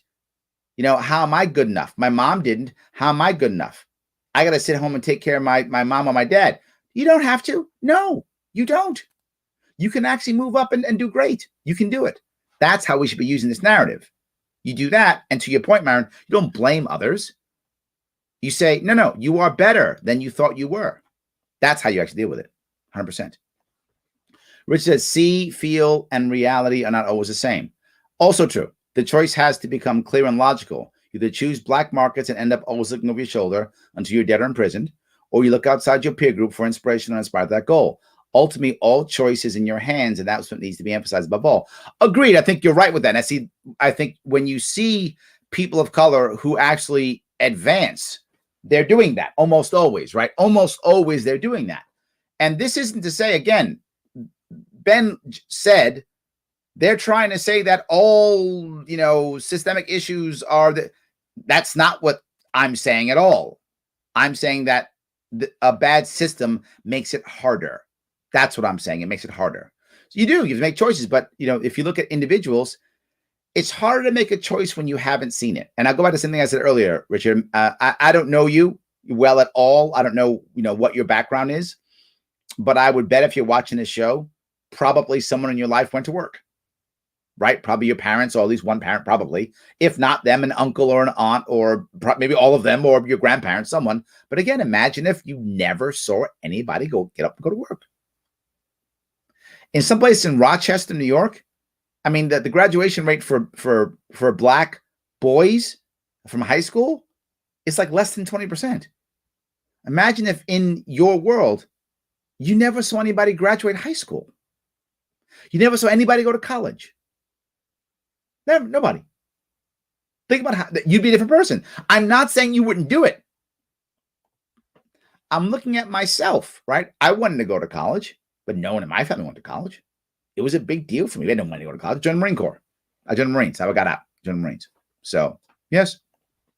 Catherine says it's because of what they're taught in school and the way they're conditioned to think. Also true. It all starts in elementary. Parents need to raise their kids better, period. Also true. Yes, absolutely. What happens, though, when you have a system that puts a third of black males in prison and another system, war on poverty, with government writing checks, in trying to encouraging people to not live together. So what happens when you have that? Now you got one parent who doesn't work. Harder. Not impossible, but harder. And we're talking about how people deal with this. So, yes. So, all right. That Harvard study was absolute BS. I challenge anyone to look at a pile of resumes and find identical resumes, schools, grade experience, honor skills, references. Yeah, I blew off the resume thing. Implicit bias doesn't mean racism. It doesn't. It means we have biases. That's true. It doesn't mean racism. We could see, and I feel it too, right? I could look at someone's school and then make a decision. Oh, you went to that school, and my implicit bias would assume things. So implicit bias does not mean it does not mean that you're racist. It just means you have biases. We all do. So they could be racist in theory. They could be, but it doesn't mean that they are. So, yes. All right. Because by policy, they are forcing interaction between black civilians and cops. Yes. Yes. If you put 100,000 cops into black communities and tell them, I need results on this war on drugs, they're going to get results. Yes. You're literally forcing interaction. And how were many of those cops judged? If any of you remember those years, my father was a cop years ago. I mean, back in the 70s. But how are most cops judged? By number of arrests. That's how they're judged. That's not a good arrest. Why didn't you have an arrest? I mean, better arrest. And if you got any arrests? No arrests. What's going on? Judged by arrest. I don't know if that's still true. That may or not be true now. I don't know. But during the war on drugs, yeah, it was. I want big busts so I could show it on TV. Remember, they were trying to validate the crime bill. Of course it's going to happen. And then again, 2 years later, there's no more money. So now I got to go in and I got to get money so I can pay for my own job. I have to hunt for my own job. Yeah, you are literally forcing interactions between black civilians and cops. You're going to have more black people getting arrested. That's systemic. Absolutely. So, honestly, if I were the son of a Hollywood executive, I would not come down so hard on kids, white and black, who come from underprivileged background. Easy to judge when you're born with an advantage and have a part of a two-party system that's doing nothing but making federal government grow one bad order / law at a time. It's true. Kelly says, Kamala likes her black men locked up forever. She does. She is all about that. 100%. Yes. Larry Sharpe, we have a cop problem in this country, not racism, but then we can always count on the racism agenda from people like you. Joseph, stop that shit. That's not what I said at all. I said exactly the opposite. You are mad because you like Ben Shapiro. You didn't like what I was saying about him. You are now being the one who's being emotional. Stop. It's not what I said. I said exactly the opposite. I said we're putting cops into positions to where they have to act that way. If I remember my words, I'm pretty sure I literally said, I don't think cops at all are saying, can't wait to get a black guy today. Not at all. They're not saying that. They're saying, I have to do my job today. What's on the list? Oh, a bunch of black guys. Guess that's what I'm doing. But they're not actively going, oh, I can't wait to get a black guy. Black cops do the same work. In many of these cities where they're attacking black people, many of the cops are black or Hispanic or Asian. So it is, I never said it was a racism thing. I said it was a systemic thing. So this, you're just mad. And it's fine. You can be mad. But I hope you look at this and we're here long enough to hear me respond to this. You're just being, you're the one being emotional now, not me. I had to go in a bit, but wanted to stop by and say thank you so much for doing this video. Been looking forward to this one, and we'll watch the whole thing. Like, thank you. I appreciate that. Yes. Penn's a statist. Republicans, Democrats are statists, right? Aren't they? So yes, absolutely. Yes. So, Larry, come on. America has a black friend. It's true. We do. Absolutely. Yes, absolutely. Absolutely. I'm hearing things. What did I hear? If I made an error, Nkit, you're unhappy, and so's Joseph. What did I say that I heard wrong? Please tell me. If you've been watching me at all, just tell me. I'm happy to bring it up and defend it. If I think you're wrong, I'll tell you I think you're wrong. If I think you're right, I'll change my mind. I've done it before. This is why I do this. This is why I do this. Yes. Don't worry. Cops will be kicking in white gun on his door soon enough. That's a worry I have, David. I hope you're wrong. I'm not saying you're wrong. I'm saying I hope you're wrong. Yes, absolutely. 100%. All right. The only way to deal with racism is to stop giving it a voice. Oh, okay. Let me hear this. Unify it with all discrimination and tackle the root of the problem itself. Accountability and cops overstepping your rights to revenue the public for profit. I see. Okay. Those are your rights to get revenue. Okay, I got you. It's not that it doesn't need a voice, but it continuously drawing attention to it by name. You give it power and keep it relevant. And I think you're right. And this is why this is good. I like this. Griffin Noir. Thank you. I think you're right, which is why you often hear me when I talk about people who say things that others will say, well, that's racist. I don't use that word. I don't want to increase racism. That's not my goal. So what do I say? Well, that was kind of insensitive. Some people use the word discriminatory, which is better than racist, but not by much. But it's better at least. At least if you say discriminatory, the person probably won't get insulted. They might get a little bit angry and say, why that? If you say insensitive, the person will go, what do you mean insensitive? And now you can have a conversation. So I'm agreeing with you. I rarely, this week I'm doing race because race happened because of the 2 shootings. And now it's all race and people keep asking for it. But I rarely do racial stuff. And when I give it any voice, I always, and if you guys seen me do this, I always shift it into systemic. I'm never walking around thinking all Americans are racist. Not what I do. Not what I do ever. So, all right. So they use civil asset votes are going to be paying for what the crime bill quit paying for. Yes. Yes. The crime bill wasn't ongoing. So now you got 100,000 cops in poor neighborhoods. And who's going to pay for it? Guess what, Dan? You. That's who's going to pay for it. Yeah. Absolutely. And of course, where are you going to hunt? You're going to hunt in places where there's cash. Black market. That's where you're going to hunt. Jimmy says, Larry, you're 100% correct when you define systemic racism, but almost everyone else uses that term referring to some sort of white privilege, which is nonsense. That's Jimmy. Yes, that's what I'm saying. Yes, white privilege is not you. Anytime you ever hear me use the phrases white privilege or white supremacy is when I'm saying how bad it is and how we should never use it. We should never use those phrases. They're terrible phrases. They should never be used ever. They only divide. They only alienate. Why would you even talk about that? Let's talk about what really matters, changing the system.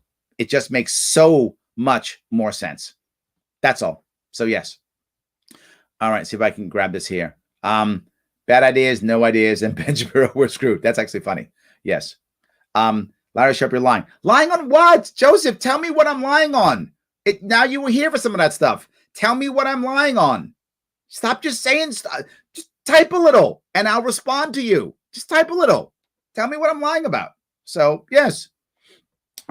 We have a systemic racist problem. It's not an attack on anyone, and Ben is trying to say systemic race doesn't exist, even though he demonstrated himself that he did. Yes, absolutely. 100%.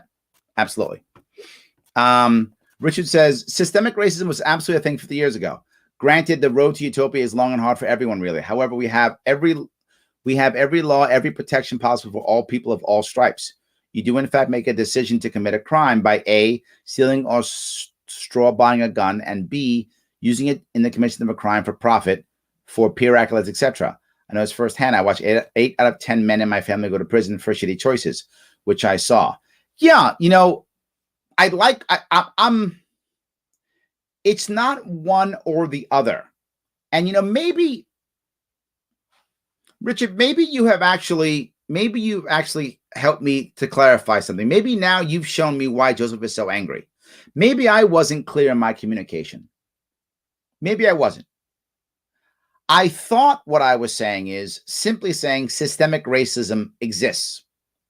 And I was trying to say that it doesn't mean that you can't succeed or shouldn't succeed or can't be the guy, the 2 out of 10 men who don't go to prison. You can't be that person. I was trying to say that if you have a bad system, you increase the odds of people making bad choices because they either don't see the good choices, don't understand the good choices, aren't educated, as Paula said, with good choices, don't have them around them, so the odds are higher that they will make less good choices. My assumption is, you said 8 out of 10 men in your family go to prison, is the same thing. 8 out of 10 men. You probably grew up in a tough environment where people were making bad decisions, and other people saw that and copied. And you were part of the 2 in 10. Good on you. So maybe you thought I was saying that. And maybe that's what came across. So if that's what came across, maybe I miscommunicated. If that's what came across, I might owe you and Joseph an apology. So let me see if what came across was systemic racism is the reason why Black people are in trouble. If that's what came across, that wasn't what I was trying to say. And if it came across, then I apologize. What I was trying to say is that's a reason why the stats are so bad. It's a real thing. So let's change the system so we can make the stats even again. And racism was a thing 50 years ago. And it still was at least by 10 years ago. Because 10 years ago, you still saw the war on drugs still affecting black people far more than white. It still does even to this day, but nowhere near as bad. But yeah, so it's still a thing as much as 10 years ago. And let's say it's 50 years ago, only 50. Say you were right, only 50. And then it went away. I'm over 50. It still affected me. So even if it was 50 years ago, it wasn't. I mean, the 90s, you were still seeing it happen. That's when the 100,000 cops went into the neighborhoods. So it's at maybe 20, I might give you, maybe. But still, that's almost my daughter's age. So whatever that means. So Joe says, Larry, I would love to see you go on a Sunday show, comes with Ben, have us debate face-to-face if you have the balls. All right, you don't know me. I don't know who you are, Joseph. I would debate Ben in 5 seconds. He won't debate me. I reach out to these people, by the way. I reach out to them all the time. Have the balls. Do you think that there's anybody I wouldn't sit down with and have a conversation? If you think that, you don't know me, my friend. You don't. Happily talk to him, anybody. You name the person, I would do so. Name the person. They won't do it. Name the time. I will do it. If you know Ben, reach out to him. Tell him you want to talk to Larry Sharpe about systemic racism. I'll come on his show. He can come on mine. Please don't play that have the balls bullshit. Stop that. Like I'm scared. Please stop. I ran for governor of New York. I've been an officer in a public company twice. I'm a freaking Marine. I'm not afraid. So please stop that. But if you want to, reach out. I guarantee he'll say no. The problem is to be forward. Why would he? I mean, why would he? What is he? He's far more popular than I am. I mean, far more. By magnitude of at least 10. I mean, maybe more. I pull that number out of the air. He's far more popular than I am. He'd be platforming me for what reason? I don't know why. If he wants to, I'm in. But he's far more popular than I am. He has no reason. And the odds are he'll look bad. If he sees my stuff, he'll look bad. So why would he want me to upstage him? If I was him, I wouldn't do it. But I'm in, Joseph. Please. You know him. I'll do it. 100%. Let's do it. Yes. Dan said, this is why you're one of the few people I'll let talk to me about racism. Thank you, Dan. I'm trying to make more people talk about that. Yes, absolutely. How we fix racism is to act locally with people outside your tribe. Matt. Yes. Totally true. Yes. That's the home run right there. Yes. Larry, there certainly are people who attribute all inequality to systematic racism. Never. Yes, that you know what? That's true. There are people who do. I'm saying I'm not. Maybe I wasn't clear on that either. Maybe I wasn't clear enough. Maybe I wasn't. It's possible. Joseph, I wasn't clear enough. I apologize if I wasn't clear enough. But yes, I think you're right, Matthew. There are some people who do. But my problem is they attribute it to systemic racism. That's true. But they don't ask to change the system. Right? And you saw in the video, they said, what's the first thing you do? White guy, don't be so white. That's not systemic. That's not the answer. White guy, don't be white isn't the answer. The answer is change the system. So they say it's a system, but then don't want to change the system. I'm saying it's a system and change the system. So there we go. All right. Larry Sharpe had this debate with Ben, and let's see how that turned out. You put the wrong target. I agree. Okay, Joseph, prove me wrong. I'm happy to take that. Happy to take that. Absolutely. He will do what he always does. He will throw tons of data at me, which will have no value. But it's fine. I don't mind. He'll data me like this all he can. Absolutely. Yes. Absolutely. So I know he's a lawyer. I consult with lawyers. I know he's a lawyer. Lawyers are my clients. I teach them, I train them, I coach them. I know he's a lawyer. I'm very aware of that. I can see how he's talking. He's trying to fight every single battle. He thinks he's in court. That's not how you win arguments, though. In court, you do, right? In a contract, you do. With people, you don't win arguments by hitting everyone. You have to absolutely be able to get the whole thing forward. I literally, what I do for a living before COVID is helping lawyers create a narrative to talk to a jury. Yeah, check my LinkedIn profile. That's literally what I do. And I have recommendations on my LinkedIn profile. So yes, I know that's what he does. 100%. Yes. All right. Unfortunately, a lot of the lawmakers who created the system have been white men. That's true. Absolutely. Absolutely. So, yeah. And a lot of Jews own slaves. Maybe, but I'm not saying he did it. No, I'm not saying Ben owned slaves. Please, no. I don't know if that's true. I'm if you say it, you're probably right, but I'm not saying that at all. I'm not saying that at all. So, Marge, I love you, Larry Sharpe. Government bad. Government's the problem. They divide us. The government tells us we can't get along, but left and right. We need some thank you. I'm so glad you're the voice of reason. Yes. All right. Joseph, wow, you're so mad, dude. You're so mad. If you think so, yes. He can come on my show whenever he wants. Please. Have him. It's not an act of cowardice. People, have you seen people beat up Ben? Dude, if you like Ben Shapiro, you want to see somebody just devastate and dump all over Ben? Google BreadTube, which is a term for the left in YouTube. It's called BreadTube. Google BreadTube, Ben Shapiro, anything. And you will watch people who are lefties just attack him personally, devastate him, call him horrible names, all types of stuff. Oh my God, it's everywhere. Just go ahead. What's the one guy I can think of? Oh, I don't remember. I forget the guys' names, but there's tons of them. Just do that. I didn't attack him at all. If you think I attacked him, you don't know what attack is. I didn't attack him at all.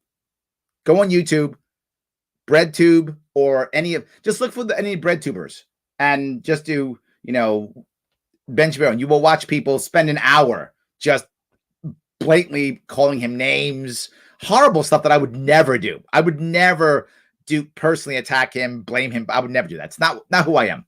I wouldn't do that. So yes. So I can't speak for Ben, but I think he's arguing. Yes, he's arguing Ibram. That's my point. Yes. And thank you, Sean, for seeing that, right?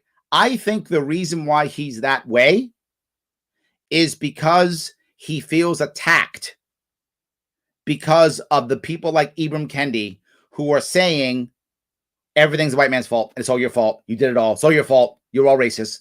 You're all racist. Nobody wants to feel racist unless you're an actual racist, obviously, right? But no one else, other people don't want to feel racist. So he thinks that everyone's blaming him. So now Ben is defending himself as a lawyer and going point by point and trying to cast doubt on every fact. That's what lawyers do. Casting doubt on every fact doesn't necessarily convince a jury. So, yes. All right. Let's see. The idea of ending the war on drugs seems to be a big stumbling block for a lot of conservatives. Yes, absolutely. Yes. You're totally correct. Kendall Jack says, Larry, the left is not doing a bad job. The position they are taking allows them to exploit people for power. The right can exploit religion. The left exploits race and class. Okay, yes. I should be clear on this too. What I mean by doing a bad job is they're doing a bad job in actually trying to solve the problem. The left pretends like they care. They really do. They spend a lot of time pretending like they care, but they just want power. So you're right. If it's to get power, they're rocking it. Correct, they're rocking it. But they're not actually solving the problem. They're actually exploiting people more and dividing us more. There is a systemic problem. So where's their systemic answer? There is none. The answer is white man bad. That's not a systemic answer.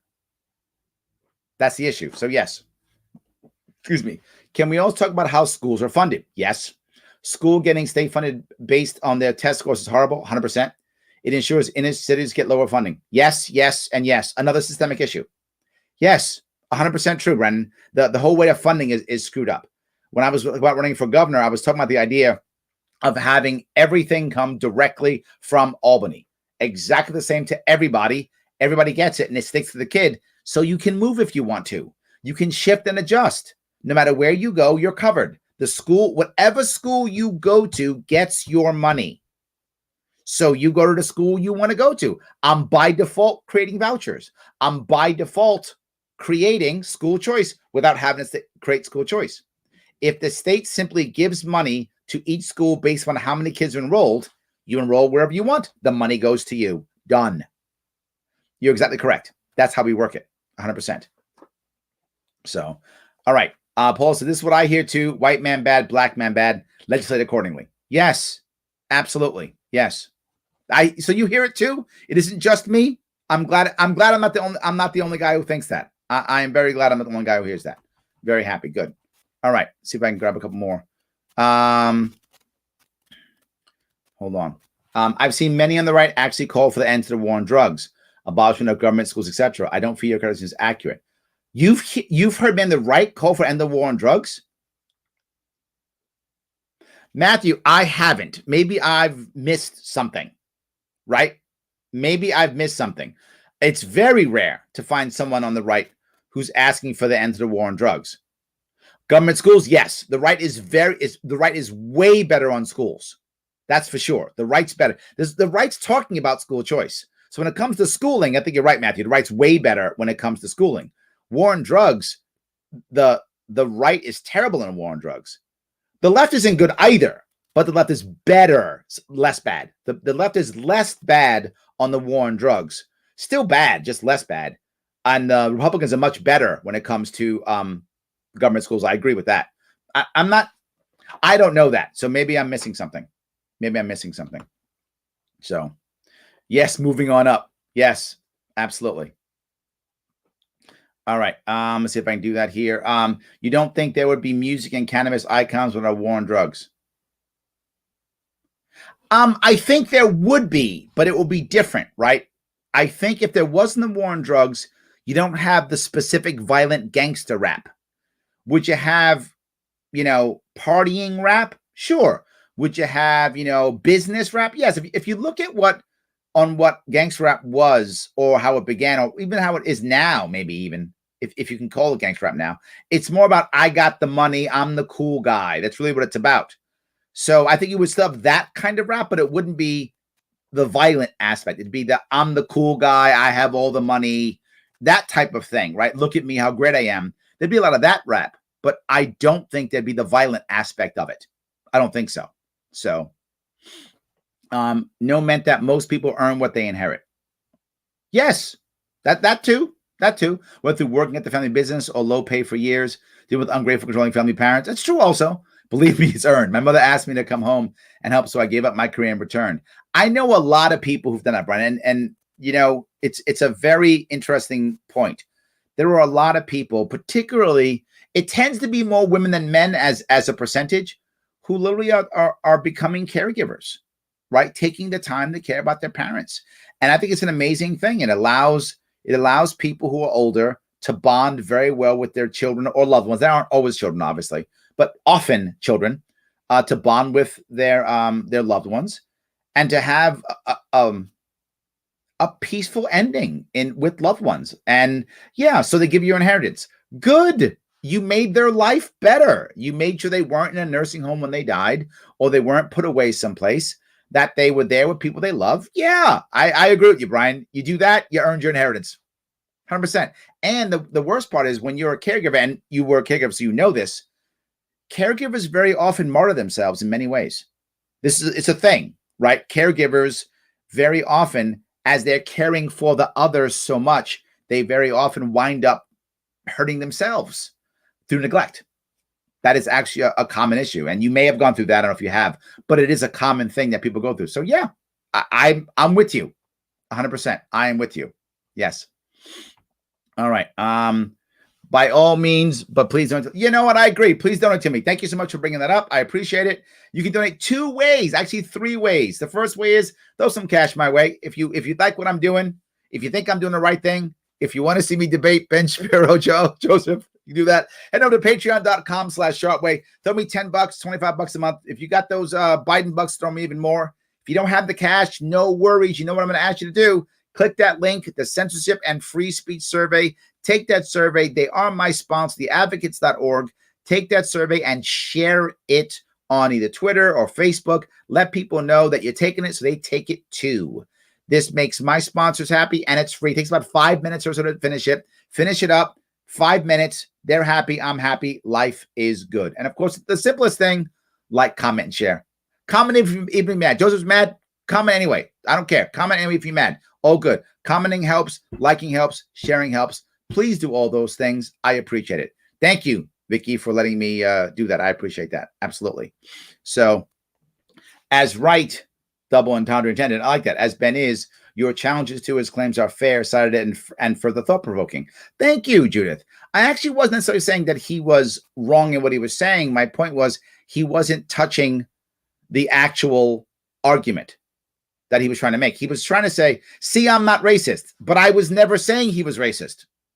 See, these individual people aren't racist. I was never saying they were racist. So he was making an argument that I wasn't making. I was saying there's systemic issues. He was saying there wasn't, when there actually are. So yeah, absolutely.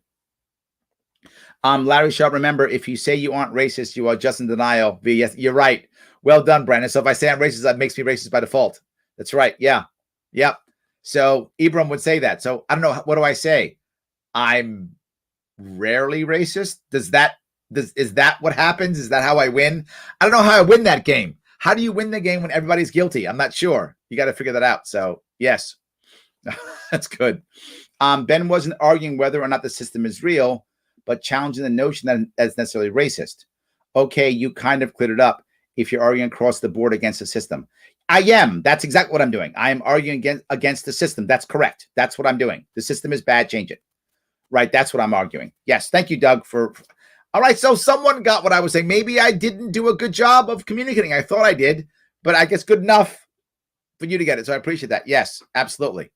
So all good. All right. See if I can grab that last piece here. But why not join the Republican Party? A third party would never win. It sharpens the divide. In New York State, the Republican Party can't win in a statewide election. Locally, Republicans can win and do win often in New York State. But statewide, there's just no way that a Republican can win. The only way that someone could win would be a third party, because the third party is the only party where both left and right will vote for that person. That's it. Yes. Russell, how would you better suggest categorize people for data gathering purposes? It's a good question, right? There are other things. I think psychograph is often more important for data gathering. For example, veteran status might be something you would do it. Age group, maybe even. Having children might be something. So there are other ways you could. Depends what you're trying to achieve, really. The problem is we're doing it. The way we're using our data is bad anyway. I think that's it. Avi says, Larry, while I appreciate your opinion, you could argue that many of the policies enacted by Dems in big cities that sound good have failed. That's true. There's no argument. That's obvious. You're right. In fact, Ben blames Democrats. I said, okay, let's blame Democrats. I don't care who starts the war on drugs or who. I don't care. Let's end the war on drugs. Nixon started it. Clinton doubled down. Well, Reagan expanded it, and then Clinton doubled down. That's a Democrat and Republican. So what? Yeah, most of the cities, I mentioned this. I literally said this. Most of the cities, the large cities, a heavy chunk of the police force is black. Often the commissioner is black. Often the mayor is black. Not always, but often. Many of them are Democrats. Not all, but many of them are Democrats. I completely agree. Most cities are run by Democrats. I mean, at least 80% of cities are run by Democrats. Of course they are. Yes. It doesn't mean the system doesn't exist. It doesn't mean the system is good. The system's bad. I don't care that Democrats made it. It doesn't make it good because Democrats made it. It's a bad system, period. Get rid of it. Absolutely. So, in terrible schools, I have no examples of people that escape from the ghetto that are gangsters or a famous person. I would say gangsters or entertainers, right? Either through sports or through music. They're entertainers usually. I think you're right. And that was my earlier point, right? You covet what you know, you covet what you see. If what you see as a youngster is gangsters and entertainers, you think I've got to be a gangster or entertainer. And if I'm not good at one, I'll try the other. It's difficult for you to go down to the road. Other road you see is people who you look up to, like your teacher or your lawyer who got your dad out of trouble. So you become a lawyer or a defense attorney, or you become, a counselor, or you become a teacher. So yes, that also affects people and how they get jobs. Ben's point about the job you take and the degree you get affecting your employment, underemployment is true. That happens. All I'm saying is even that was affected by the system. That's what I'm saying. There needs to be a culture shift to show them that there are ways out that isn't through crime and becoming a star. Yes, I agree. And we should use that. Yes, 100%. Yes. I don't like the attacks on Ben, and I think if you talk to him, you two would agree on a lot. We already do agree. We already do. We already do. Except the one thing. I wasn't fighting his facts. A couple of them were off, right? But I'm just saying this is a system. That's all I'm saying. Jocelyn says you ran a great race for office. Thank you. You're a great man. Thank you for tackling the tough issues. I am trying to just be a place where we can talk. I really, really am. Yes, I have to. Yes, 100%. All right. Lyndon. Oh, Lyndon, you saw in trouble now. I can't get angry over learning. Again, no one here to shadow your worldview, but taxation is theft. Jesus was black and systematic racism's a thing. Look at you. Start in trouble, Lyndon. Stop starting trouble. Stop starting trouble. I like that. Very good. So, yes. Joe says, watching Larry mow through these commenters giving me a laugh. Thank you, Joe. I owe you an email, and I will talk to you hopefully tomorrow if I can. Absolutely. Justin Chick says, great conversation, Mr. Sharpe. I hope you've reached more lives. And the Fed, absolutely. I absolutely 100%. Yes, absolutely. Larry, I'm libertarian, but it's not time to fight with the right. I'm not picking a fight, guys. Just because I disagree doesn't mean it's a fight. Are you guys falling into that? Don't fall into that. Because I disagree doesn't mean all of a sudden I hate Ben Shapiro. Doesn't mean all of a sudden I'm fighting Ben Shapiro. I disagree with him. I picked him on purpose because he's a popular guy. That's why I picked him. I picked Ibram because he's basically the face of anti-racism. And I picked Ben Shapiro because this video got like 4 million views or some crazy amount like that. I forgot how many it got. It got millions of views. That's why I picked this one. Not like I hate Ben Shapiro. I don't even know the guy. If he wants to debate, I'm happy to debate with him. Fine, we'll debate. It'll make me more popular than him. He doesn't need me. I need him far more than he needs me. If he wants to debate me, I'm in. Let's do it. And I'll debate him on this specific thing. Does this exist? It does. But this means I hate him. I'm not picking a fight with him at all. I literally beat up the left twice this week. Did you guys not watch what I did? I beat the left up twice. Here I put a punch in the right. Now some people are mad at me. So yes, I don't hate Ben Shapiro. So Larry, did your more homework on Ben? I think you'd have a different opinion. You guys think I hate Ben Shapiro all of a sudden? I'm just saying I disagree on this. I don't know. Whatever. Dan says some folks need thicker skin. Tonight, Larry critiqued Ben Shapiro. Last night, critiqued liberal source. Yes. Thank you, guys. Absolutely. Yes. Absolutely true. Yes. Oh, Larry, my brother, I'm no way trying to defend Ben Shapiro. He's just okay. You're great. Thank you, my friend. I appreciate that. Yes, absolutely. Dukester says, great info, Larry. Makes me think about this issue even more. And I hope we can. There is no way we can fix this if the second we talk about it, people get angry. We can never change. I'm not mad at any of you. If any of you are mad at me, I get it. I'm not mad. I'm not mad at Ben Shapiro either. None of them. Yes. Larry has some pretty okay opinions too. Kind of why I come in to hear them. I probably wouldn't go listen to a show put on by Chuck Schumer. I don't like his opinions. Yes, and I'm sure I've made you mad too, Matt. I'm sure I have. Absolutely. Yes. Thank you. I hate CNN and MSC, but because I believe you're different. I am way different than them. Have you not seen me critique them, Joseph? Have you not seen me critique them? I am. And when they do good, and once in a while they do, I do give them credit. When every once in a while you find that diamond, and you will find it sometimes in CNN, almost never in MSNBC, but sometimes you will find a diamond in CNN. And when you find it, I actually bring it up. I do bring up when we do find a diamond. Sometimes we do. All right, guys, I did 2 hours today, didn't I? Yes. I did 2 hours, a long time. I'm sorry about that. I gave you too much time. I shouldn't have made this so long. Anyway, guys, thank you so much for all your time, all your energy. As always, please support the show. If you like what I'm doing, if it makes sense to you, please support me on Patreon. Patreon.com/SharpeWay. $10 is awesome. 25 is better. If you're getting big Biden bucks, then throw me some more. I appreciate it. If you inherited all your wealth, like so few people do, throw me a bunch of money. I love it. I appreciate that. Head over to the Censorship and Free Speech Survey. Click the link in the description. Take that. It's about 5 minutes. Tell people what you think about censorship, about free speech, and share it so others can see that you took it so they can take it too. It's my sponsors, theadvocates.org, and they love it. It makes them happy, me happy, and it's free. Lastly, of course, always, please like, comment, share so we can grow this show so more people can see my message. I hope more people will see it. All right, guys, have a great night. I will see you. I have a cool guest tomorrow, crypto guy tomorrow, crypto entrepreneur tomorrow. It will be a great show, a good guest show. No more reaction for this week. An actual guest next week. Tomorrow, I'm sorry. I will see you all tomorrow.